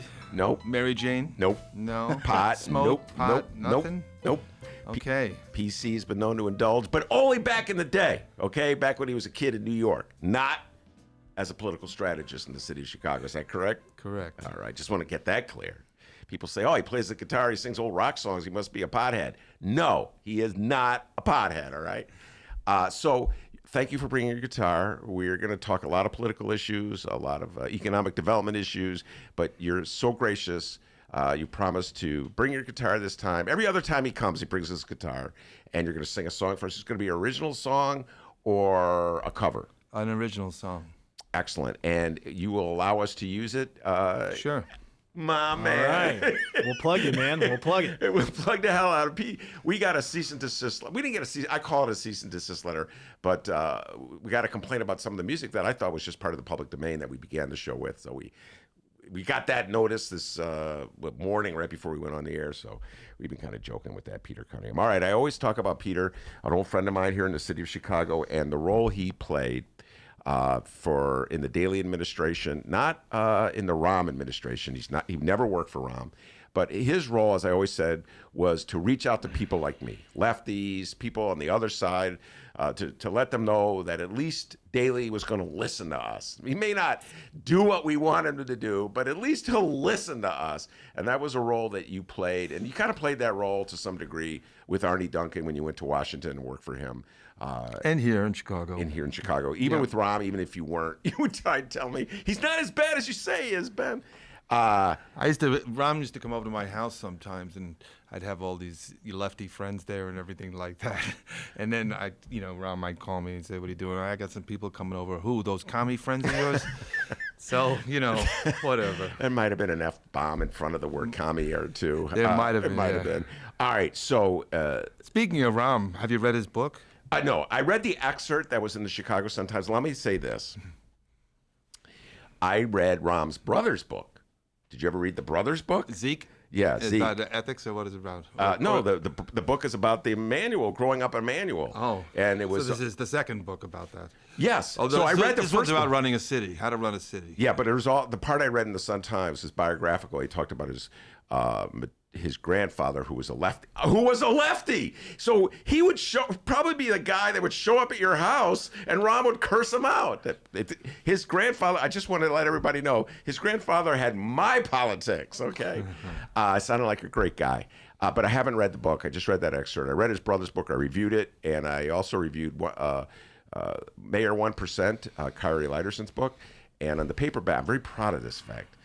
I am quoted, my reviews are quoted on the Ezekiel Manual paperback cover and the Kyrie Liderson paperback cover. How about that, huh? There you go. I covered I think there was an event at the Hideout about her book, about Mayor 1%, and I told him about it, and he said, "I'm going over there." He goes over there, he walks right up to the table, introduces himself, opens up the book and writes in it, "Go F yourself, Rahm Emanuel." That sounds like my guy. By the way, you're allowed to say it. It is a podcast, but I appreciate the restraint. All right. It's a family podcast. It's a family podcast. All right. So, Peter, here's the question I have for you. You have found yourself traditionally playing a role, being a bridge, bridging the left and the center in the Democratic Party. Do you think that those two factions are bridgeable in the age of Bernie Sanders and Bloomberg and Joe Biden and the contentious debates? Do you think, do you think you can make that bridge work? Absolutely, and I'll tell you why. I think that we're allowing labels to define us instead of issues and values to define us. And the truth is, you look at everybody up on that stage and you think, oh, Buttigieg, there he is, Mr. Hypercentrist, super smart and everything, doing his thing. There's Bloomberg, a guy who, had one strategy on stop and frisk that wasn't popular, but has another strategy on gun control that is super popular on the left and, is related to the same issue in some ways, right? Violence, gun violence. Then you have him on climate change, big funder of climate change initiatives. At the same time, obviously a big, finance guy who doesn't like Elizabeth Warren's wealth tax. So sure, there are differences in issues, But when you really get down to it, what everybody's talking about, what Bernie's talking about with his brand of socialism is just a more robust safety net. As you pointed out earlier, it's the same agenda that Jesse Jackson had in 1988. It's an agenda that, to one degree or another, FDR had, right? Security, freedom from want. It's everything that was in the New Frontier or the Great Society. Which was it? The Great Frontier, the New Frontier, and the Great Society. Yes. So, it's the middle class promise. It's job, home, healthcare, education, retirement. People, what are all these millennials so upset about? Because school has become so expensive that they're all saddled with debt. Because healthcare is so expensive that a lot of them are making decisions to avoid health expenses. You can when you're young to some degree. They're upset because wages are not that high and because housing has become increasingly expensive. These are all bread and butter issues. So how far away really is Bernie Sanders, call it bread and butter socialism, from Joe Biden's middle class agenda? It's not that far. And I just think we're succumbing to labels, and obviously we're succumbing to framing and positioning from the other side.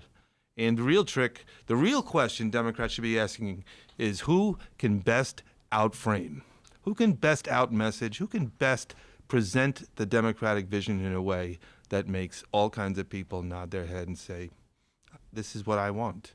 The fact is Trump did that in 2016, right? He convinced a lot of white working class people that he was on their side. We all know he wasn't on their side.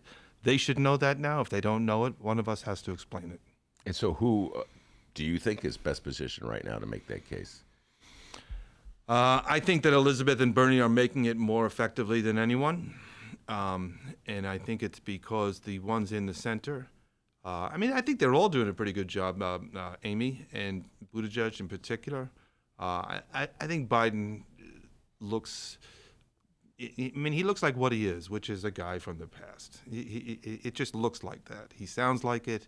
He sort of claims to take credit for every single thing that happened. I did this in 70, I did this in 87, I did this in 94, I did this in 02, and I did this under Barack Obama.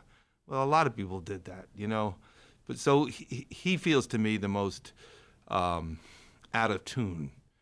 But I think, any one of the four candidates remaining, I can, the main four. Yeah, I guess if you count Bloomberg, that would be fine. All right. Well, what would you say to your friends on, let's say, the middle of the Democratic Party or the right side of the Democratic Party to reassure them about Bernie Sanders? I know you were in the studio listening to Miles and I talk about the concerns that Bernie at the top of the ticket would lead to not just a landslide, electoral college landslide for Trump, but down ballot losses. So what would your message be to assuage them of these fears? Well, I think I would dig further into the issue you raised, which is that if you look historically, you see that people frequently vote one way at the top of the ticket and another way. They split their voting. The old days of straight ticket voting, which Cook County Democrats always loved, is not the way most people do it now. That's one issue. I think that Bernie's going to have to take a story to a much broader audience if he's nominated. If you do the math, the percentage of Democratic voters who are voting is something like 14% in the primaries, so it's very low. And the percentage that he's got of that is about a third of them. So he's got 5% of Democrats, 5% of the country voting for him so far. He's got a long way to go to convince the other 45% to get to 50%, 50 plus 1 and beat Trump in the fall.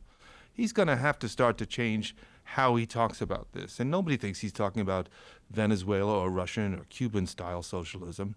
He's talking about a safety net. He's talking about a Swedish-style socialism. It's still going to be capitalism. He's not really talking about getting rid of capitalism. He's never said that, even though Elizabeth has been more robust about saying, I'm for capitalism.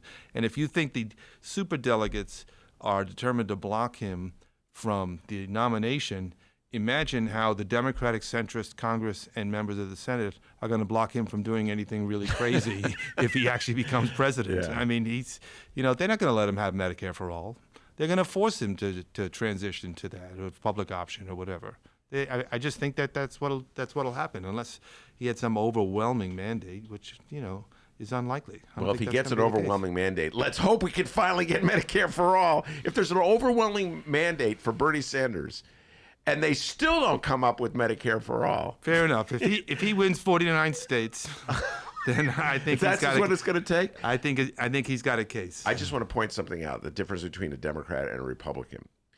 Donald Trump lost the popular vote in 2016. Lost the popular vote. Okay, right. Eked out electoral college victory by very close wins in Pennsylvania, Michigan, and Wisconsin, and claimed a mandate that enabled him to cut the tax rate on the wealthiest people, which I don't think anybody wanted him to do. No. Or, well, not anybody. I know rich people wanted him to do it. So they didn't even like him, though. But he did have a lot of people at his inauguration, right? Good point. I forgot. More than Obama. I mean, a lot of them came late, and they came the next day. They missed it, but there were a lot of people there. Confused. Oh, wait a second. No, that was a different. Yeah, I get your point. All right. So you talked about socialism, and we were joking about bread and butter socialism. Bread and butter socialism. Bloomberg's got hats he's selling for $17.95. I can't get over that. Why anybody would give the 8th richest man in the world, Pete, $17. Bloomberg, just give the hats away for crying out loud. God damn, man. Exactly. I'm like, God, dude, you're like, got so much money. Give the hats away. What kind of sucker would give Bloomberg $18? Right, exactly. By the way, where are those hats made? I want to see. Are those hats made in China? Or are they made in the U.S. of A? Does anyone make hats in the U.S. of A anymore? Do not know that. Where's that hat made? The one you're wearing. China. You know. Yeah, right. I got it from the Bulls, all right? All right, so, but you were saying that geezers like me, baby boomers like me have one view of social, and you're a young baby boomer, have one view of socialism, and right. I saw a great quote from somebody one. the other day saying that for baby boomers, socialism meant gulags and bad shoes, and for millennials, it means Swedish healthcare and free education. So I think that's kind of true. Nobody's talking about gulags and bad shoes. They're talking about free healthcare and education. So you don't think that's the kiss of death, the socialist label, even though we're pounding him. The other Dems were pounding him with that at the debate. Yeah, and I worked for Hickenlooper, who made a big point of it. So although that he sort of took that tack before I got involved with him, but nevertheless, I don't think it is. I think he just needs to do a good job of explaining what he really means, and what he really means is a better safety net.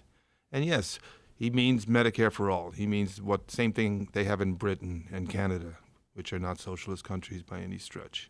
That's what he's talking about. He just needs to help more and more people understand that. And like I said, he's not talking to that vast middle yet. He's talking to his base, because that's how you win a primary. Yeah. And, to his credit, he's running a good campaign. Yeah, that's how you win a primary. I hope everybody hears that last point. I agree. That's how you win a primary. You got to win that primary. Especially with a big field. I mean, you got to, he needs 15% of the Democratic base to win the primary, and he's got it. All right. And your thoughts about the brokered convention. Do you think if Bernie should be the candidate automatically if he has a plurality of the popular vote in this? I don't. I mean, everybody agreed on the rules. We all knew the rules, and we've had these rules before. The idea is that, if all he has is a plurality, if he had a majority, and there's about 3,900 votes, and it's 1991 in order to get the majority of pledged delegates. And if he has a majority, he gets it. If he doesn't have a majority, that means a majority voted against him. Okay, maybe he has 40%. That means 60% voted against him. Mm-hmm. That's a signal that he's vulnerable. And so why not then have a harder question from, why not have, call the question, is he really electable? That's the whole point of the process. I mean, if Mike Bloomberg spent a couple of $1 billion and gets a plurality, but doesn't get a majority, isn't it legitimate then to ask him whether he's electable? I mean, that's a possibility, frankly. I mean, we're going to see on Super Tuesday whether he's capable of buying a serious stake in the election. You talk about Bloomberg. Yeah. I mean, he's been all over TV, and most of the other guys haven't. And these are huge places, Texas, California. These are huge places where it's expensive. So, let's just get the numbers straight. I think Bernie has 45 delegates right now. Yeah, I know. You're right. It's very early. Who's number two? Buttigieg has 25. Warren has, Biden has 15. Warren has 10. I mean, we're nowhere yet, but it is going to move fast. I give you credit for being able to rattle off those numbers. Even I, the political geek that I am, did not know the delegate breakdown. 45 to 25. Yeah. Did you just study that before you came in here? I for did. This show? I did. I boned up on a couple of numbers. I mean, yeah. I come prepared for this show, man. You don't think I just show up here? Well, no, I don't think you brought your guitar this time. We'll get to that song. All right. So let's move from national to local. And when you come on the show, we usually talk about criminal justice issues in the city of Chicago, crime rates, etc. One of the things that we have, I don't know if we've talked about it, is I just wrote about it, so it's on my mind. Get your thoughts on this. The curious contradiction that exists right now in politics. Donald Trump is very proud of the fact that he commuted the sentence of Rod Blagojevich. And he says he did that in the name of compassion for Rod Blagojevich's family. And he also says he did that because he wanted to reform the criminal justice system. Now, I'm saying this with a straight face. I'm reporting what Donald Trump because said. the criminal justice system is so unfair to white middle-aged guys. Yes. Politicians. Yes. It's really unfair to them. They've been targeted unfairly. It's a shame. Yeah. At the same time, Donald Trump is a vigorous opponent of Kim Foxx and her reforms on the local level. And uses the Jussie Smollett case every chance he gets to malign the city of Chicago, malign Kim Foxx, malign the notion that we should be more tolerant to first-time offenders for low-level offenses who can't pay their bail and get locked away. Somehow or other, we should be compassionate toward, as you say, middle-aged white guys who run afoul of the law, right. But we should be even harder on poor black people who run afoul of the law. Even if they're innocent, even if, like the Central Park Five, they are innocent, we should still go after them with everything we have, because that's Donald's idea of, kind of macro justice. Just, we should separate kids at the border. There's so many things we need to do to make things right, and it has nothing to do with the Constitution. I found that one of the most cynical moves. I actually favored Blagojevich being released from prison. I thought 14 years was too much. 8, he already served 8. So I favored it. But the way it was trotted out, I thought it was just one of the most cynical acts I've seen in a long time, Peter, for Donald Trump, of all people, to use Rod Blagojevich to position himself, Donald Trump, as a champion of criminal justice reform was a little hard to swallow. It was more than hard to swallow, and I don't know if you followed the story, that you saw the Tribune story about how many clemency cases Blagojevich ignored as governor, and I don't know whether you saw his appearance on CNN with Anderson Cooper. Holy cow, yeah. He really torched him. It was cynical, and I think the fact that, I think he saw in Rod a fellow traveler who was willing to exploit that from a media standpoint and get up there and play the victim, et cetera, instead of being contrite, instead of being, simply grateful and vowing to really contribute something positive in his life. He decided to just dive right into this cynical play by the president. Now he's a Trumpocrat, is what he calls himself. Yeah, Trumpocrat, yeah. So as far as I'm concerned, he's unconscionable.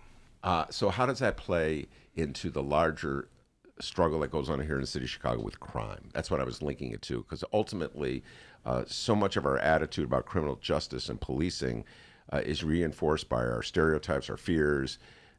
I think this is a very divisive issue, and I think in so many ways the mayor is standing with one foot on either side of it. She was sort of elected on a platform of criminal justice reform. But she was running at a time, and we saw this in the polls for Daley, where the issue of crime was really rising in the minds not just of the African-American community, where so much of the gun violence is, but in the North Side in Lincoln Park, in where the occasional carjacking or the occasional armed robbery would get outsized attention, or the occasional event down on Michigan Avenue with a bunch of kids running around would suddenly turn into a big deal. You see it now where a beating on the CTA will get more attention, frankly, than a shooting in the African American community. So I think the mayor is under enormous pressure to reduce crime and to reform a criminal justice system. And, guys like Trump and others are only playing one side. And Kim, from a message standpoint, I think has played the reform side, overplayed the reform side, and underplayed the fact that she's still actually putting bad guys in jail. Her office still is doing that because that is what she was elected to do, even though, she ran on a platform of criminal justice reform. I mean, this is not easy. I mean, you have to do both. You can't stop enforcing the law, and at the same time, you have to do a much better job of doing it fairly. And then every time there's an instance where a person is let out of jail, without bail and commits another crime, that's all you need is one. Willie Horton. Willie Horton. Yeah, I mean, it's the easiest script in the world to write, and that will still happen.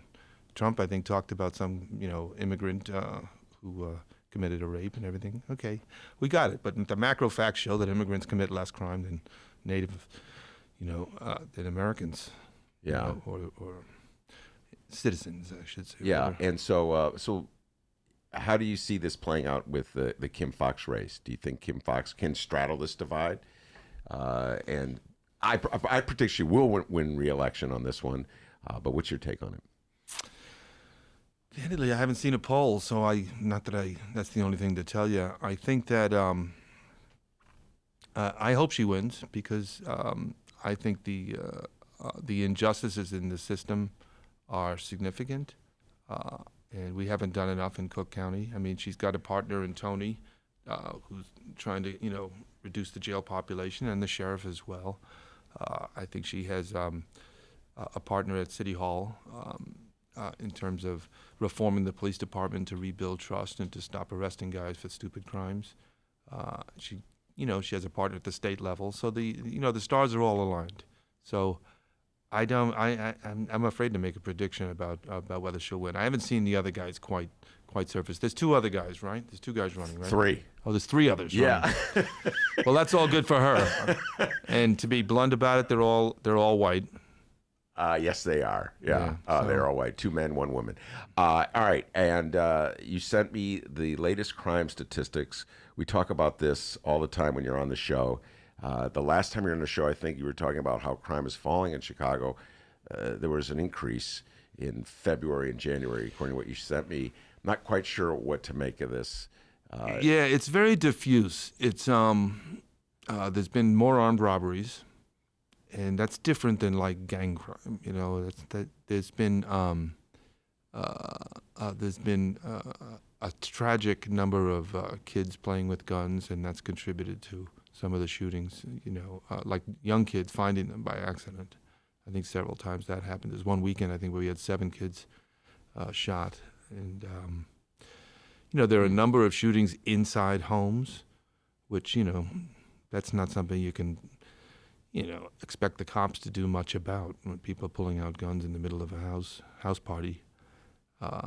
So it's weird. It's not just gang wars by any means, but clearly there's still a lot of that. When I talk to, I work with a program here in Chicago called CRED that does a lot of work directly with the guys at risk, and what they say is that the codes have changed. There used to be a code that said you didn't shoot innocent victims, which is, only semi-honorable. Obviously, they're still shooting, but they at least kept the fights among people who are in the gang wars or the drug trade or whatever. Yesterday, you saw or the day before yesterday, I think, in Avalon Park, you see 4 people get shot. The guy they were aiming for, I think they missed, and they hit 4 innocent people. One of them was killed. I mean, the guys we work with, a lot of them are in their 30s, and many of them have done time. They've come out, but they're not active anymore in the street, and they're trying to fix it. And they say that that kind of stuff was very, very rare back then, and now it's increasingly common. And they really want to see that. The other big factor they always talk about is social media. That social media has enabled people with guns to goad each other in public, so to speak, very, very, very easily. They can send out an Instagram post or a tweet and say something to some enemy and goad them and humiliate them in public. And next thing you know, you have somebody marching around the streets looking for each other to shoot each other. Yeah. It's a really big accelerant for the street violence. Yeah. By the way, I've been hearing, just so you know this is how old I am, I've been hearing generation to generation people tell me, Ben, in the old days it was different. We settled our disputes with fists. We settled our disputes with rocks. I've been hearing this, Peter, since I moved to Chicago. Right, we only shoot other gang members. Now, okay. I know. I'm not making a joke or light of this, but it just always, I've constantly heard this refrain, and Chicago has always been, I just point this out, a very violent city. I think the highest number of homicides in the city, I'm doing this off the top of my head, was 1973. Yes. If I'm wrong. Yeah, 74 maybe, but we were about 970. And in the 90s, we were in the 900s as well. So it had come down a lot. We were in the 400s for the beginning of this decade. And then it shot up in 2016 so much. It went up 60%. I struggle to find a pattern. I struggle to find a meaning. I struggle to find a solution. When I look at things like this and talk to people, Peter, you get what I'm saying? I don't know what the cops did in 2017 or what anybody did in 2017 to result in a decline. Now it seems to be going up. I mean, the one big thing the cops have done in the last few years, and it's a shame that it took them so long, this was a real failure, is they really got involved in data precision policing. Like it's just built in now that they are examining trends much more closely, down to the block, down to the incident, tracking it very, very closely, and doing everything they can to anticipate crime. I mean, you put a patrol car on a corner that you know is hot between the hours of 6 and 10 at night, that can help. But if you don't take the time to study that data very closely, and they're doing that now more than they've ever done before. And other cities started doing that 20 years ago. So that was something I think we were a little behind on. All right. My next guests are in the studio, so we're going to have to make a transition. But before we do, shouldn't we have Peter play a song? He brought his guitar, and he's promised that he's not going to sue us if we play this song. Can you do like a Black Magic Woman thing or something?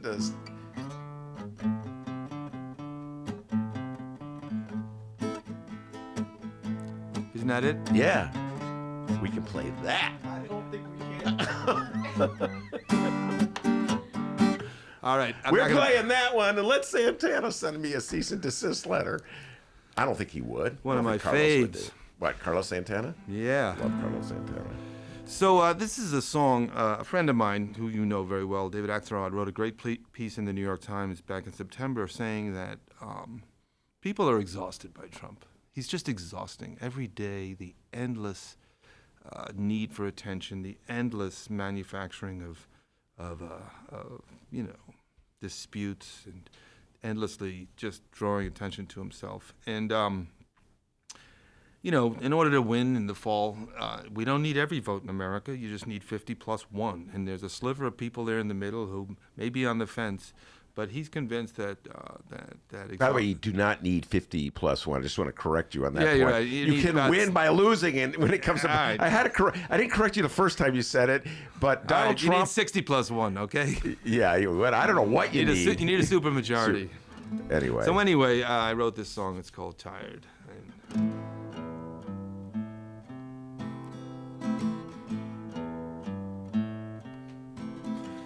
I'm tired of the wind and the rain.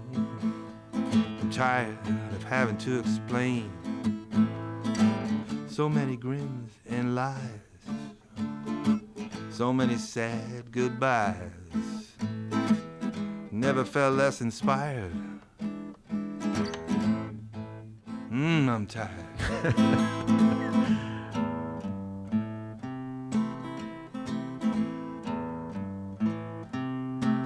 Yes, I'm tired of settling scores. I'm tired of losing wars. Tired of the cons and the pros. I'm tired of the emperor's new clothes. Is it any wonder we lost our desire? Everybody's tired. Aren't you? I'm wide awake. So hard to see our way out of this mess. The thought of any more leaves me distressed. Yes, I'm tired of the scuff on my shoes. I'm tired of sifting through clues. Tired of just getting by. I'm tired of having to try. I sleep like a dog. I wake up wired. Man, I'm tired.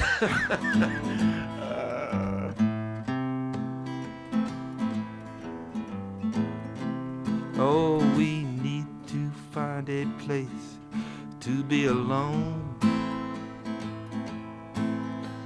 Someplace far away to call our own. Oh, the stoplights are all running red, and there's too much noise in my head.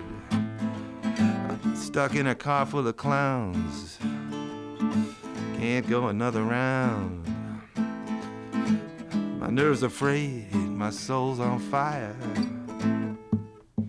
Man, I'm tired.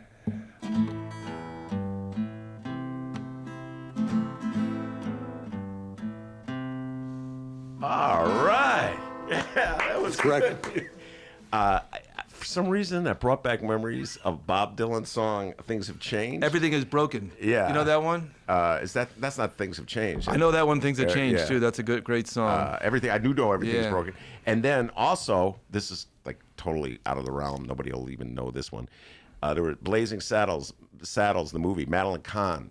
She sings a song. I'm tired. Everything from the waist down is kaput. Anyway, I love Madeline Kahn. Great job, Peter. That's a great song. I sleep like a dog. I wake up wired. Man, I'm tired. There you go. And we have permission to use it. You All right. Before we let We you go, made it. Yeah. Before we let you go, anything you want to tell people about? Any concerts you got coming up, or any conferences? Anything you want to promote? No, I'm thinking a lot about just the crime issue because I'm doing some work in that area. There's a big thing we're putting together for the fall for Lori Glenn. She's on the show. once in LG a was while. just on what was it, Tuesday? Yeah, so Killed it on Tuesday. So we're coordinating a lot on stuff, and I just think that that's a real challenge. I think the other big issue that we should talk about next time, I think we maybe mentioned it before, is the Black Exodus of Chicago. And I think that Favorite topic on this show. the mayor's aware of it. She's talking about trying to grow the city to 3 million. She's talking about investing south and west. I think that's the existential challenge. It's not unrelated to crime, needless to say. So that's what Chicago has to do. All right, Peter Cunningham comes on the show once a month, brings his guitar every other visit. Maybe I get him to bring the guitar every visit. That last song was super cool. Thank you so much, PC. Lisa Salmon on deck. Cannabis Conversation with mystery guests. We'll see who it is when we return. Read the Chicago Reader to get up to speed on what's what in Chicago. Culture, food, arts and entertainment, weekly concert listings, weekly event listings, the environment, travel. I can continue, but you get the point. And for all of you Chicago political junkies, raw weekly columns on real city politics from Maya Dukmasova and our very own Ben Joravsky. The Chicago Reader, free to the public in newsstands throughout the city and online at chicagoreader.com. Read it now and be a more informed Chicagoan. Did you know that 40% of the people in Illinois opt to be cremated? Well, it's true. And Chicagoland Cremation Options honors their wishes by providing cremation services directly to the general public. Chicagoland Cremation Options provides an affordable, ethical, and easy cremation arrangement, whether in person or online. Save thousands and streamline the process by going directly to Chicagoland Cremation Options. It's a family-owned business operated by my good friend, Douglas Klein. Here's how you reach them. ChicagolandCremationOptions.com. One more time. ChicagolandCremationOptions.com. So again, on behalf of Patty and Amy and Annie and me, we want to again express our deepest gratitude to President Trump. Like I said, as a Republican president and a Democratic governor, he didn't have to do this. But President Trump is not a typical politician. That's right. He's tough, he's outspoken, he gets things done. He's a problem solver in a business where too many politicians don't want to solve problems. All they want to do is play politics and get nothing done for the people. he's got I'm a Trumpocrat. The Trumpocrats, that's right. If I have the ability to vote, I'm going to vote for him. Well, I don't know that they'll allow me to vote, but I'll get into that in a minute. But let me just say that our president is he's tough and outspoken, and he has the courage to challenge the old way. That's right. He's the one who's actually fighting to bring real change. That's why he gets so much pushback. But notwithstanding being tough, he's also a man with a kind heart. By the way, how bad were the Academy Awards this year? Did you see it? And the winner is a movie from South Korea. What the hell was that all about? We got enough problems with South Korea with trade. On top of it, they give him the best movie of the year. Was it good? I don't know.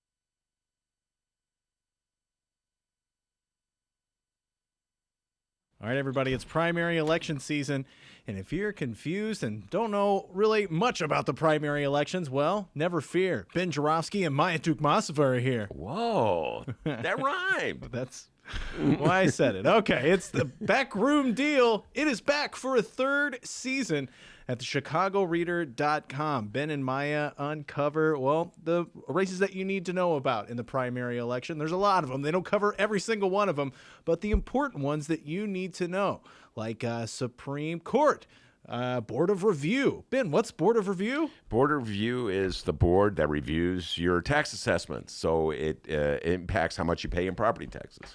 You can learn a lot more about Board of Review if you check out the Backroom Deal right now at ChicagoReader.com and wherever else you download your favorite podcast. I believe there's 5 that you can listen to, 5 more to go. We're going to be producing those throughout the week, so be on the lookout for the Backroom Deal with Ben Joravsky and Maya Dukmasova. All things that you need to know about the primary elections. Don't be a clueless voter. Be an informed voter. And check out the Backroom Deal.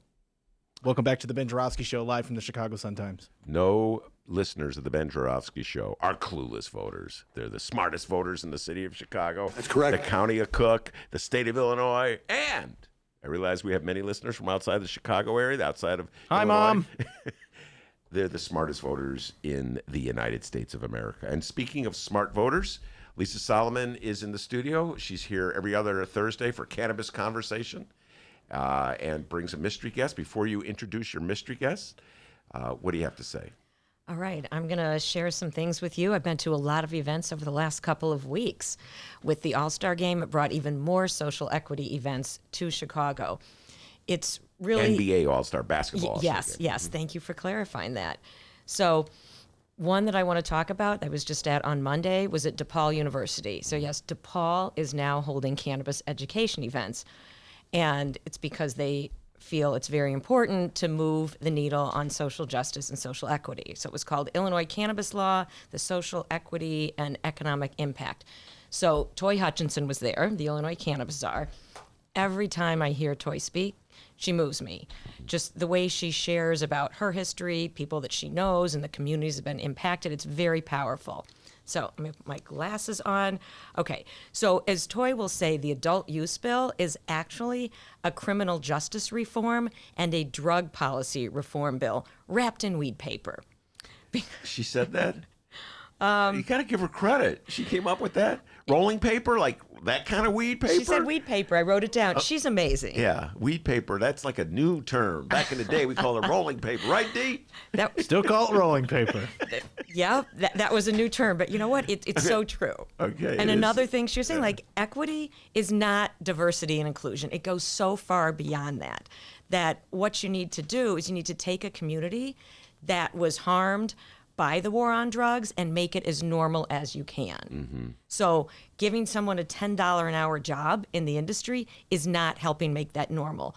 A big piece of what I hear at all of these conferences is that you really need to think about building generational wealth. When you think about all these men that were imprisoned and the ones that are still sitting in prison for getting caught with one joint, while you got other people making millions and millions of dollars, where is the justice in that?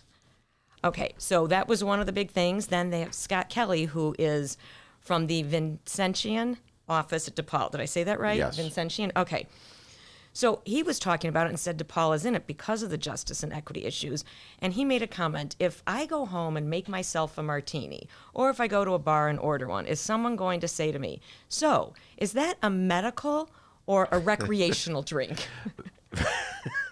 Good point. Good point. Or both. Right. Okay, and one more thing I want to share before I introduce the mystery guest. Dr. Perez, a professor there, was talking about mass incarceration from the war on drugs as being the civil rights issue of today. So think about that. Absolutely. And before a couple things I want to say before we bring on the mystery guest. Actually, I hope my mystery guest can address some of these issues. When I'm thinking about this in retrospect, Lisa, as I've looked at sort of the evolution of Illinois on the issue of cannabis. Aren't you proud of calling it cannabis? I'm so proud of you. Mystery guest, I always call it a reefer, and they always give me a hard time about it, but, I'm an old guy. More when he calls it marijuana. That's when I... Well, reefer is what I always... Anyway, when I think of the evolution, it started with medical marijuana. And yes. Obviously, that was a way that society prepared itself to put aside all these myths and stereotypes that have been used to clobber the cannabis industry. Just the notion of people smoking a joint. Just the notion of people indulging. Just the notion that, like Bill Clinton had to say, I didn't inhale. Just the hypocrisy that's embedded in all of this stuff. It was like, okay, we can't go. It's like Bernie with Medicare for all. We got to start. We got to have Obamacare. That overcomes that first hurdle. Now maybe we're going to expand it to a greater public option. Then we get to Medicare. So we'll start with medical marijuana. And that, I've always thought it's like the point you made was such a good one, or the gentleman, whoever it was that you were quoting, made.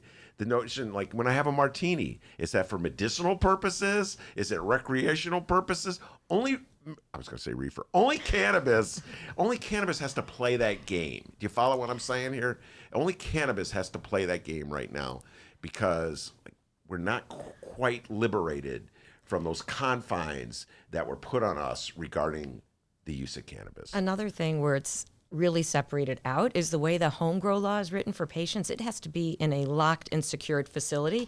If you get caught with it unlocked and you have kids in the house, the state can take your children from you, if that's my understanding. However, you could have your opioids, your benzos, or your alcohol sitting right on the counter and nothing happens to you. And of all those things, cannabis is the one thing that can't kill you, and the raw plant can't get anyone high. So why that's a danger to children, I don't get it. All right, we have a special guest here that I want to get to. Mm-hmm. And I actually had a wonderful experience with something that he created last Friday night, and it was an infused dinner. So with that, I'm going to bring on Edgar Ramon and let him tell you more about his background and what he's doing. All right, Edgar, welcome to the show. Thank you for having me. Yeah, what was that? Infused? What was the word that you used? Infused. So cannabis-infused dinner parties. That's the business model that we're in. We host and curate cannabis-infused dinner experiences. What does that mean? We work with chefs who take the cannabis plant and find ways to infuse that into fine dining. Multiple ways of doing that. I don't want to bore you on how they do it, but it is an ingredient that they love to cook with. But it also gives consumers an alternative to consuming cannabis in a completely different way. We thought of this because I believe that food is the number one common denominator of life, right? And cannabis is starting to become a pretty common denominator as well. Starting to become? Well, I mean, as you mentioned, there's baby steps, right? You start somewhere and you kind of grow from there. But it really ties everything in, and everybody's finding a way to tie it into whatever they're doing: politics, business, economics, social equity, right? So it is becoming, again, a very common denominator out there. But the business model is cannabis-infused dinner parties. That's what we do. We threw one on Valentine's Day. Lisa was there, experienced it. It was 50 so people in Wicker Park at a art gallery. So very proud of at least coming out as legalization progresses. We wanted to make sure that we weren't doing these in the typical speakeasy kind of underground way. We wanted to make sure that we were a bit out in the open. We did a big 300-person New Year's Eve event at a premier event space in the West Loop, Fulton Market District area. And as we all know, that was slightly before adult use became legal. So it was really progressive. It was really groundbreaking. Wait, it was New Year's Eve? It was New Year's Eve. So technically it was still illegal? From the adult use perspective, absolutely. Unless everybody said, I got a headache. I need... Anyway, sorry. Yeah. Medical marijuana jokes. But continue, sorry. No, so we, what we do is the state of Illinois hasn't come out with their event licenses yet or haven't come out with their consumption license rules yet. They're still working on those. But what we do is our events are by private invitation only. So all of our guests become members of the Chamba Life group, and it's a gathering of private members is the way we look at it. So until we get more clarity on the rules as far as consumption lounges, events, things of that nature, we operate under those. Well, let's think about this for a moment. Just the notion of infusing food with cannabis.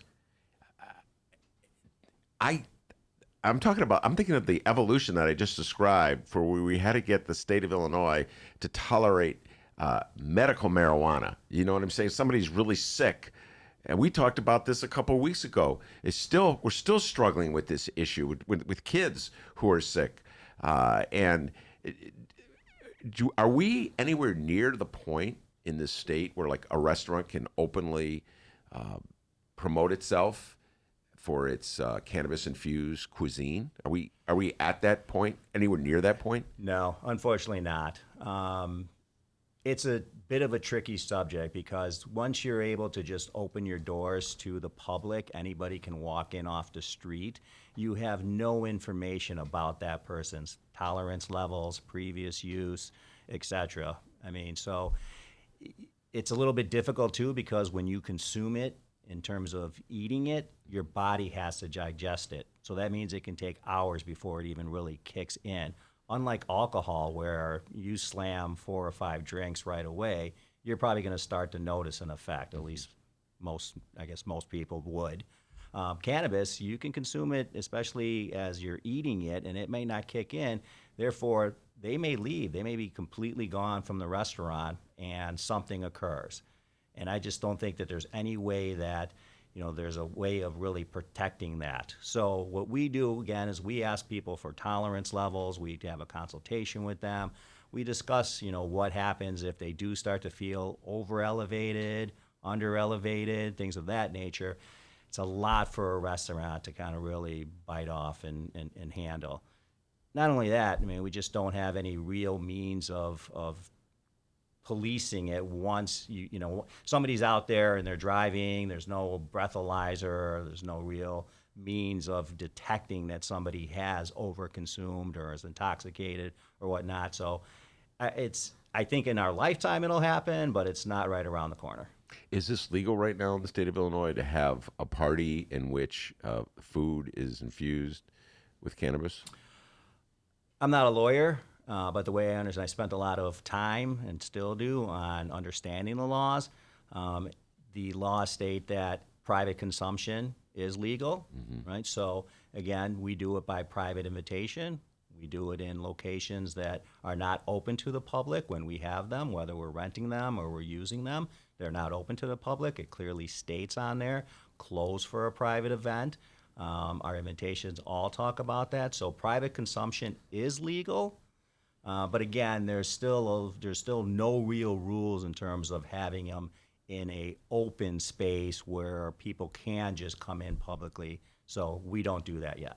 And do the people know when they come to these private parties that in fact they're going to have cannabis-infused food on the table? 100%. Yeah, right, 100%. and that's part of the law. It says you must let people know it's Right. infused. And we actually use a lot of language that the state of Illinois uses too, to kind of give people the warning that they're going to be consuming THC and what the effects are, things of that nature. We try to educate them on these things, but for the most part, most of our guests have been consumers for quite some time. I love how you put that, man. I mean, and something I'd like for you to talk about is, cannabis has been a unifier. It's sort of part of the culture that, you pass the joints around, you share it. And at your dinner, will you talk about like the mix of people that were there? Yeah, I mean, we've had politicians and lawyers and doctors, and it's amazing that it really ranges. On New Year's Eve with 300 people, we had, first, all of our events are 21 and over. That is a no-brainer, right? So, but we've had people that were 21 all the way up to 80, I think we had. Business owners, influential business owners here in the city, restaurant owners, caterers, things of that nature. So it's a pretty diverse group.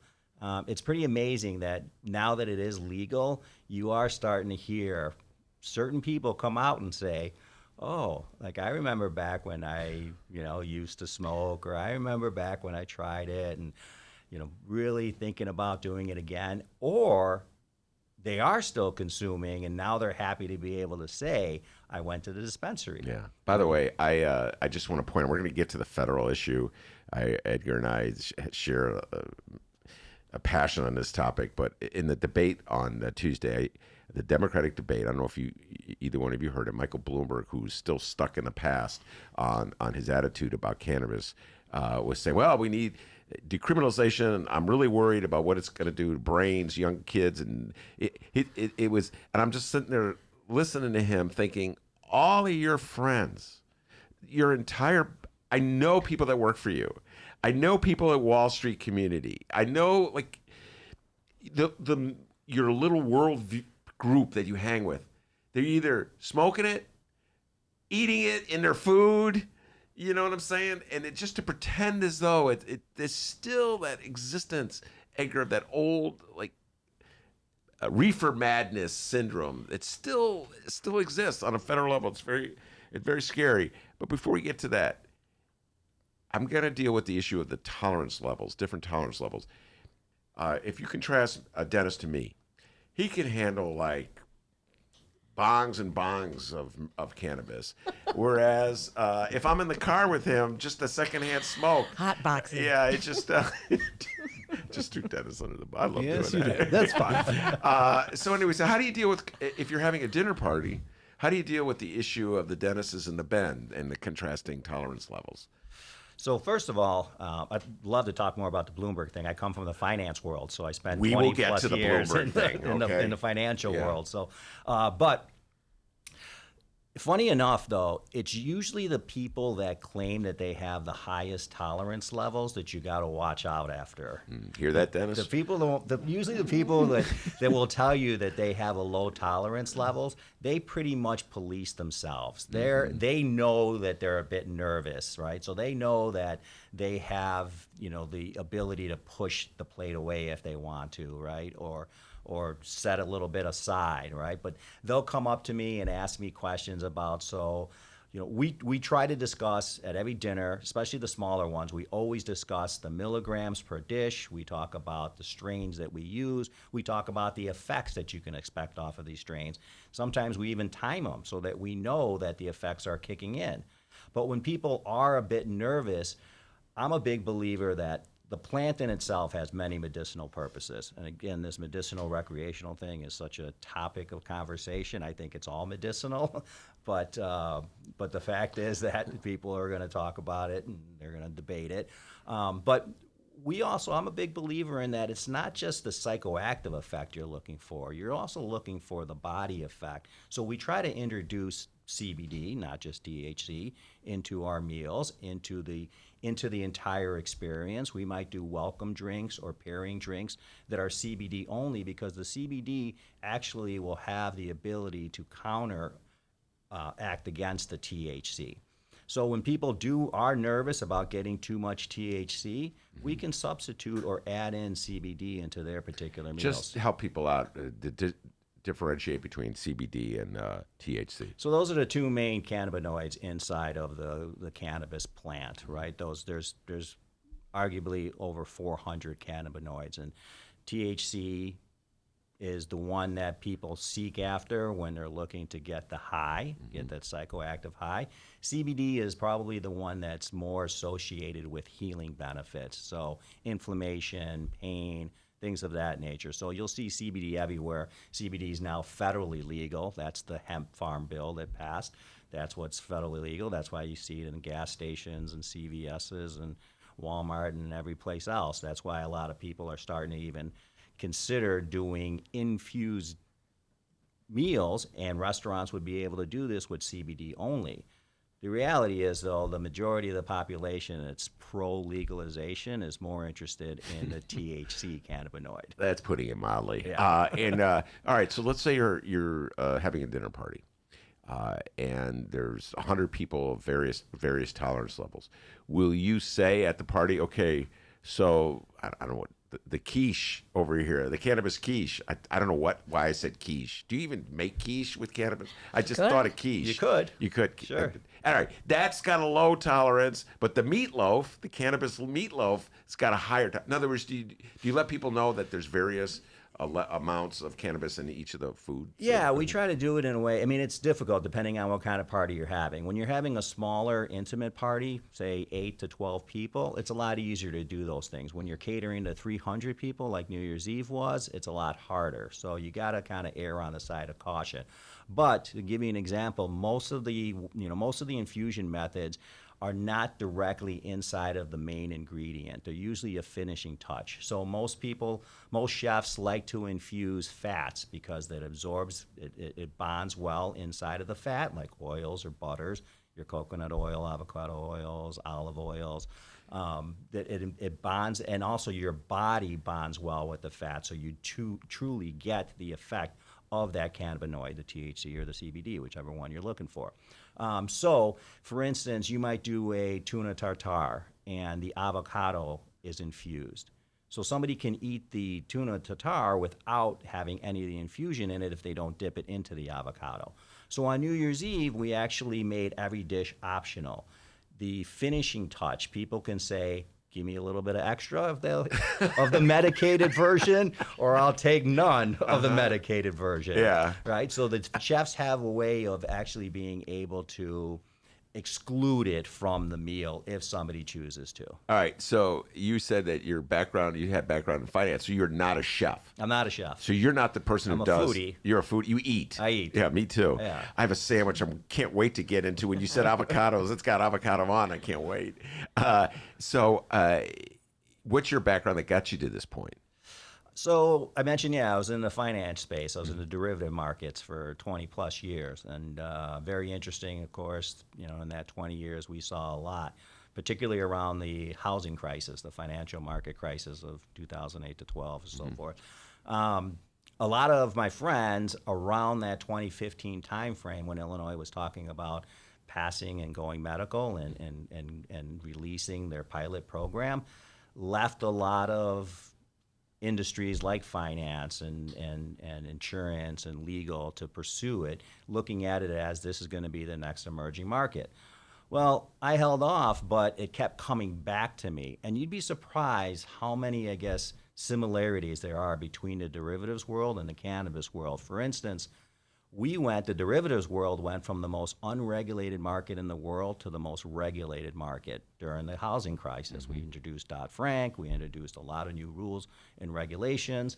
I was part of helping write or review or consider some of these regulations, looking at fair and transparent markets. Well, what's cannabis doing? It's going from the most unregulated Schedule I drug, right, to the most regulated market. The reason why, not the only reason, of course, but one of the reasons why it's not federally legal is they just don't have enough information out there, and they don't have enough rules out there to just say, let's make this federally legal. That's a polite way of putting it. I mean, I'm sure there's a bunch of other ways of it. But that got me on the Banking and Finance Committee at the National Cannabis Industry Association. They're the biggest lobbyist group out there. I had experience in rules and regulations, especially introducing them in a fair and transparent way, and that's what cannabis is going through right now. Well, I would argue, just to go back to what you said, that actually before it, in Illinois, or in any state where it's now legal, it was overly regulated in that it was illegal. And so what you had was a black market that existed outside the law. So there was no, your point is that there was no regulation over that black market because it was an illegal market that existed outside the law. Now that when it becomes legal, there are all the rules and regulations that you and Lisa have been alluding to, governing everything from, whether you could keep it just open out in your household, right, at the risk of losing your child to the state, to whether you can have a party in a private home as opposed to a public.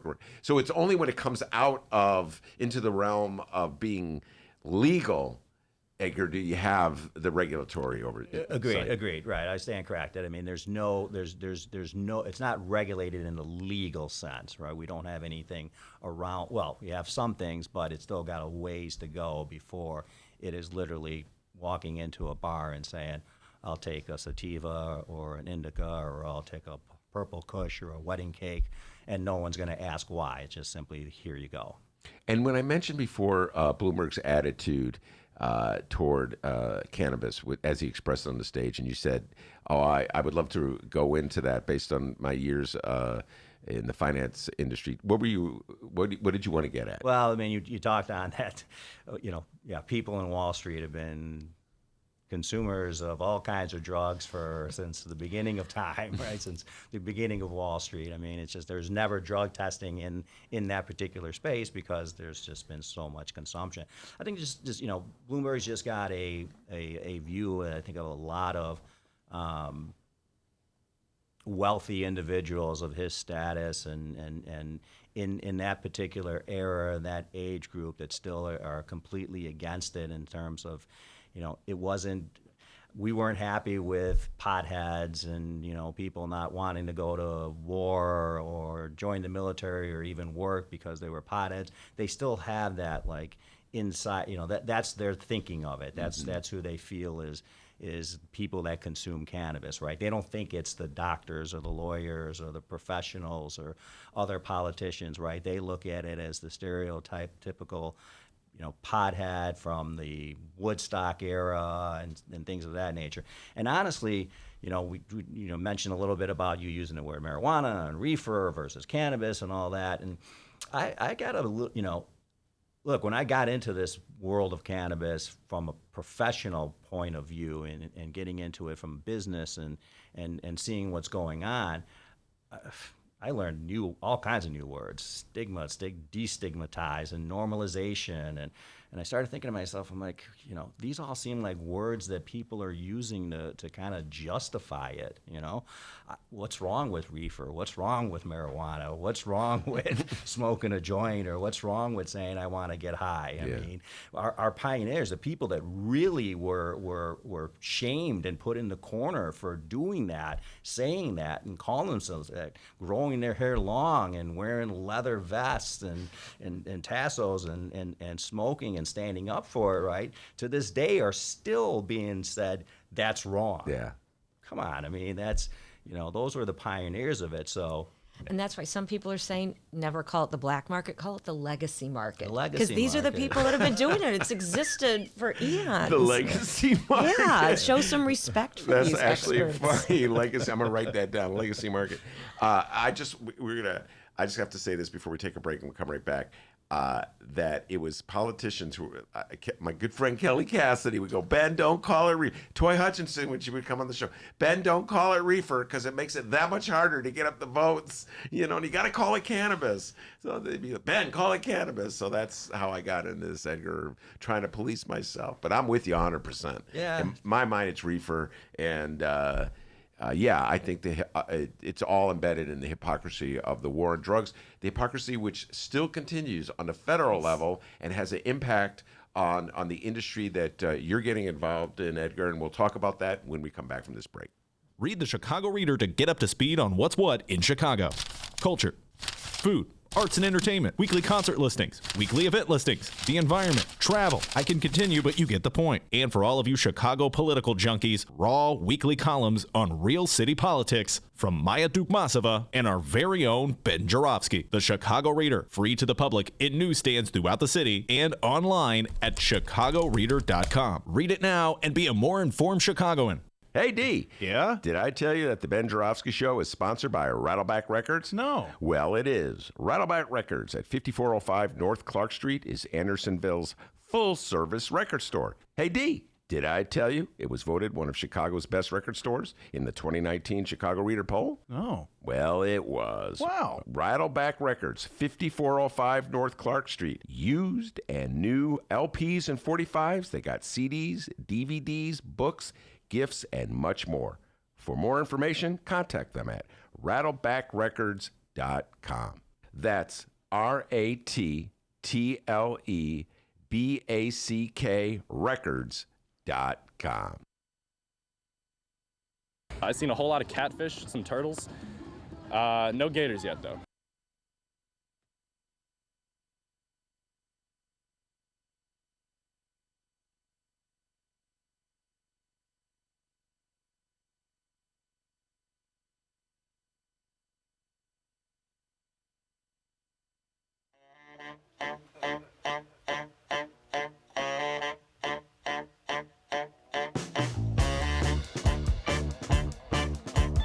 Commercial break over. Welcome back to the Ben Joravsky Show, live from the Chicago We Sun-Times. got Edgar and Ramon and Lisa Sama talking cannabis. We'll come back. I got to talk about the feds. Donald John Trump, Republican Party, wake up on this issue. It's still illegal on the federal level. In fact, what someone once told me, who was it? The PC, Pete Cunningham said if Donald John Trump came out for the legalization of cannabis, not marijuana, not reefer, on a federal level, he would be reelected. I think it was Peter that said that. Anyway, D, you got an update before we do that? I just want to remind everybody the song you're hearing is The Curls, a band, good friend of the Ben Joravsky Show. Mick Fansler has been on the program. Go download that episode. Mick Fansler and Ben talk, what'd you guys talk about? We talked. Pelosi-gate? We did. We talked Bernie, Pelosi. Mick and I have contrasting views of Nancy Pelosi, but we're still friends. Yeah, he's in the band The Curls, and they're going to be playing, I believe, on March 13th. I'll get the details on that throughout the week here. But we're playing that song because first off, it's our anniversary. That's 1 right. year. 1 year. Happy anniversary. Thank you. Thanks. Happy anniversary. Thank you. Thank Edgar. you. 1 year we've been doing this podcast.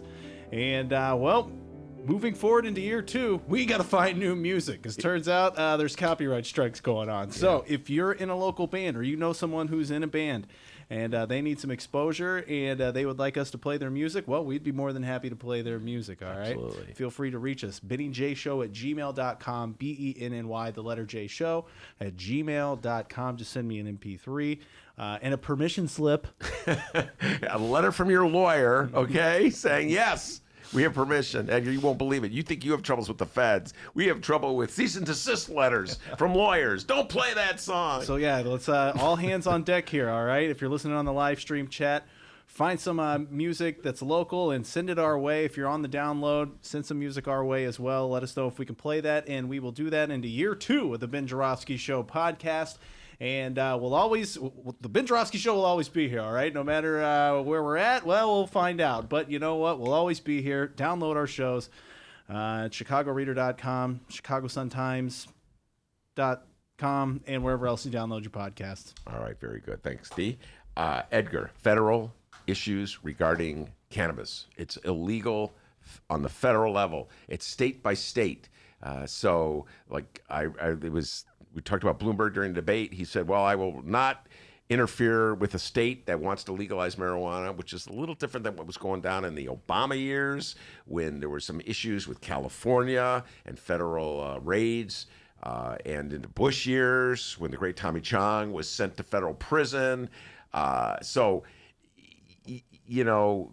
It varies president to president on this issue, and it must have an impact on businesses like yours. Not my business, not so much, because we're Chicago market only right now. But it does impact a lot of the other bigger vertically integrated companies out there. I mean, if you want to operate in multiple states right now, it's almost as though if you want to operate in 5 states, it's like you own 5 companies. They're all independently ran.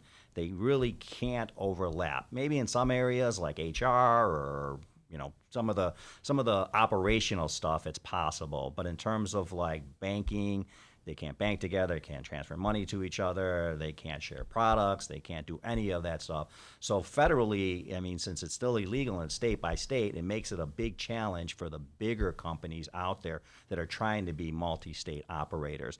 And I'm afraid even if it does go federally legal, and we don't know, a lot of that's going to depend on who's in office here next. And even depending on who's in office, that could take some time. Again, sorting through the rules, how they're going to regulate it, who's going to regulate it. I don't know that the FDA has the time or the budget to do it, so somebody's going to have to. But even if it does become federally legal, I think it still is a state-by-state run program. So a state can still say no, just like counties can say no. Right, even though it's legal in Illinois, a certain city, town, county, or et cetera can say no. I think that's how it's going to work as well. Not just because, I mean, again, it's difficult to like regulate it across borders once you're doing cross borders, but it also gives the opportunity for some of these bigger companies to still hold on to the profits they can make right now by saying, well, you dispensaries here in Illinois can only buy from Illinois cultivators, right? Versus saying, okay, now you can buy anywhere, which would then start driving prices down, start adding to supply, and the biggest companies out there probably don't want that to happen. You might hear it in my tone, I'm a little bit against the biggest companies out there and prefer the smaller craft growers and I noticed mom that. and pop type of operations. By the way, I just want to give, tomorrow we'll have Zach Housty coming in, union activist, union organizer, who is organizing in the cannabis industry. So the union movement is growing in that industry, and to make sure that the people who have hit hardest on the war of drugs get some benefits from legalization. And one thing are jobs in dispensaries, what have you, where they pay a decent wage. So that's one thing we'll be talking about tomorrow. Does it impact you? Some of the medical dispensary operators would always been telling me about the impact of the federal laws on banking matters. Has that hurt your business in terms of getting banking, getting checking accounts, anything like that? No, we don't. So again, the way we operate the business is we don't sell the cannabis in any way, shape, or form. So we're not technically touching the flower is the way that the banking side calls it. If you're touching the flower, you're directly involved in that cannabis industry. And yeah, it's been tough, but it's not tough for the biggest companies. And the banks are starting to loosen up a bit. We're starting to see more and more banks become a little bit more friendly to banking the industry. It's not the easiest thing. And again, because they don't have any guidelines, it's not as though they've been doing this forever. So they need to be a bit cautious about it. I mean, you've got suspicious activity reporting that the banks have to deal with. So when you're a big company and you've got thousands and thousands of small transactions happening a day, $50 here, $100 there, $200 there, that's a hard activity to really try to monitor. So I think that's a big reason why the banks are kind of still being cautious about it, but they are loosening up. That's good. You're touching the flower. I'm going to leave that one alone. That sounds obscene. So, Lisa, any closing thoughts you want to leave us with before we head out the door? Yeah, just a couple things. One, the NFL announced earlier this week that they removed cannabis from the list of substances they test their players for. Thankfully, now these guys have the option of using cannabis instead of staying on the opioids if they choose to get off. You heard me ranting on the. You mentioned that while we were at break, and I went on a rant and a rail at your. Just a bit. The utter hypocrisy, the NFL. They make their living out of having big, strong men run at full speed into each other, causing all kinds of internal injuries to their brains and bones. And when these big grown men who are old enough to know what's best for them smoke a joint, they're subject to rules that could kick them out of the game. The utter hypocrisy, Edgar, still get fired up over that one. And I'm glad that the NFL took that step, and the MLB did it first. Baseball. So baseball did it first, and the NFL, it's great that they did it now. But there's a big difference between saying, okay, we're no longer going to test for that, and then still, are you going to tolerate it though? Are you still going to say, okay, if your player is known, like seen out in public, consuming, smoking, anything like that, are they just going to say, hey, we're okay with that because we no longer test for it? Yeah. I don't know about that. This gets it. I'm telling you, now I'm going to go on another rant because I listen to sports talk shows, and I remember when down the last 10 years, a player would get busted, and the sports talks hosts would be saying, well, they would put the spin, well, he was immature, but he's going to grow. Will he develop? Will he be more mature? I'm like, you guys are going home and smoking reefer. You guys are the biggest phonies and frauds in the world to act as though some basketball player who got busted for smoking reefer or some football player who got busted did something wrong or immature. You know the hypocrisy embedded in this, and we're still struggling with this very much, the point you just made. Yes, they're not going to test them for it, but will they wag the finger at them? Right, and that's we'll see. I can't imagine that they're just gonna a player is out there openly consuming, smoking, or whatever, even in the privacy of his home. They still have this image that they want their players to represent, right? And the owners they say, hey, that's not the image we represent. You mean the owner being interviewed with a scotch in his hand? Yeah. There's good point. And what else you got for us? One last thing for closing. You said something about kids earlier and kids' rights with cannabis. So State Representative Bob Morgan, who was one of the people that wrote the medical bill, is very involved in advocating for pediatric patient rights, and he's been working very hard to make changes, and he will be speaking and leading a panel of parents at NECAN, Illinois, the Illinois Cannabis Convention. I can't remember if it's April 3rd or 4th that he's on the schedule, but take a look at that. We're going to have a lot of great talks, and one other thing, March 19th, Thursday, just before the NCIA meeting, the Reader is hosting a panel on growing and harvesting cannabis at home at the Chicago Flower and Garden Show. You can go to chicagoreader.com/green to see more information. Do that again. What was that? chicagoreader.com/green. GREEN. Very good. My beloved Chicago Reader. Been writing for the Chicago Reader since 1984 when marijuana was very much illegal. So thank you very much, Elisa Solomon. Every other week she comes in with the cannabis conversation. Also want to thank Edgar Ramon for stopping by earlier in the show. Peter P.C. Cunningham, now they talk politics. He played the guitar and sang a great song. Miles Kampf-Lassin began the show from In These Times. And of course, the man, the myth, the legend. We're 1 year old. We could not have done it without the young man from Alton, Illinois, dutifully working that board. He's a magician at that board. And as Lisa Solomon can tell you, back home in Alton, they call him White Lightning. Keep yourself a raise, take it out of petty cash. See you tomorrow, everybody. Thanks, Ben. Thanks, Dennis. Thank you.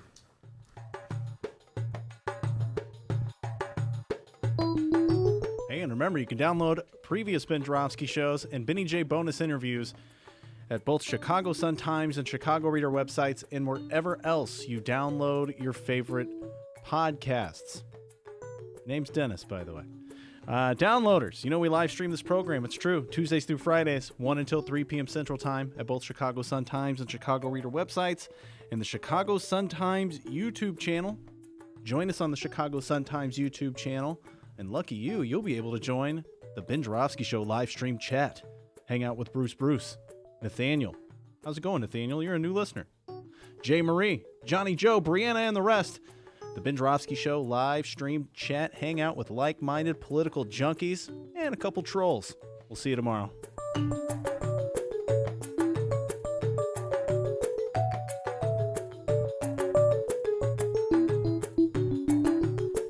Take a chill pill, man. That's correct.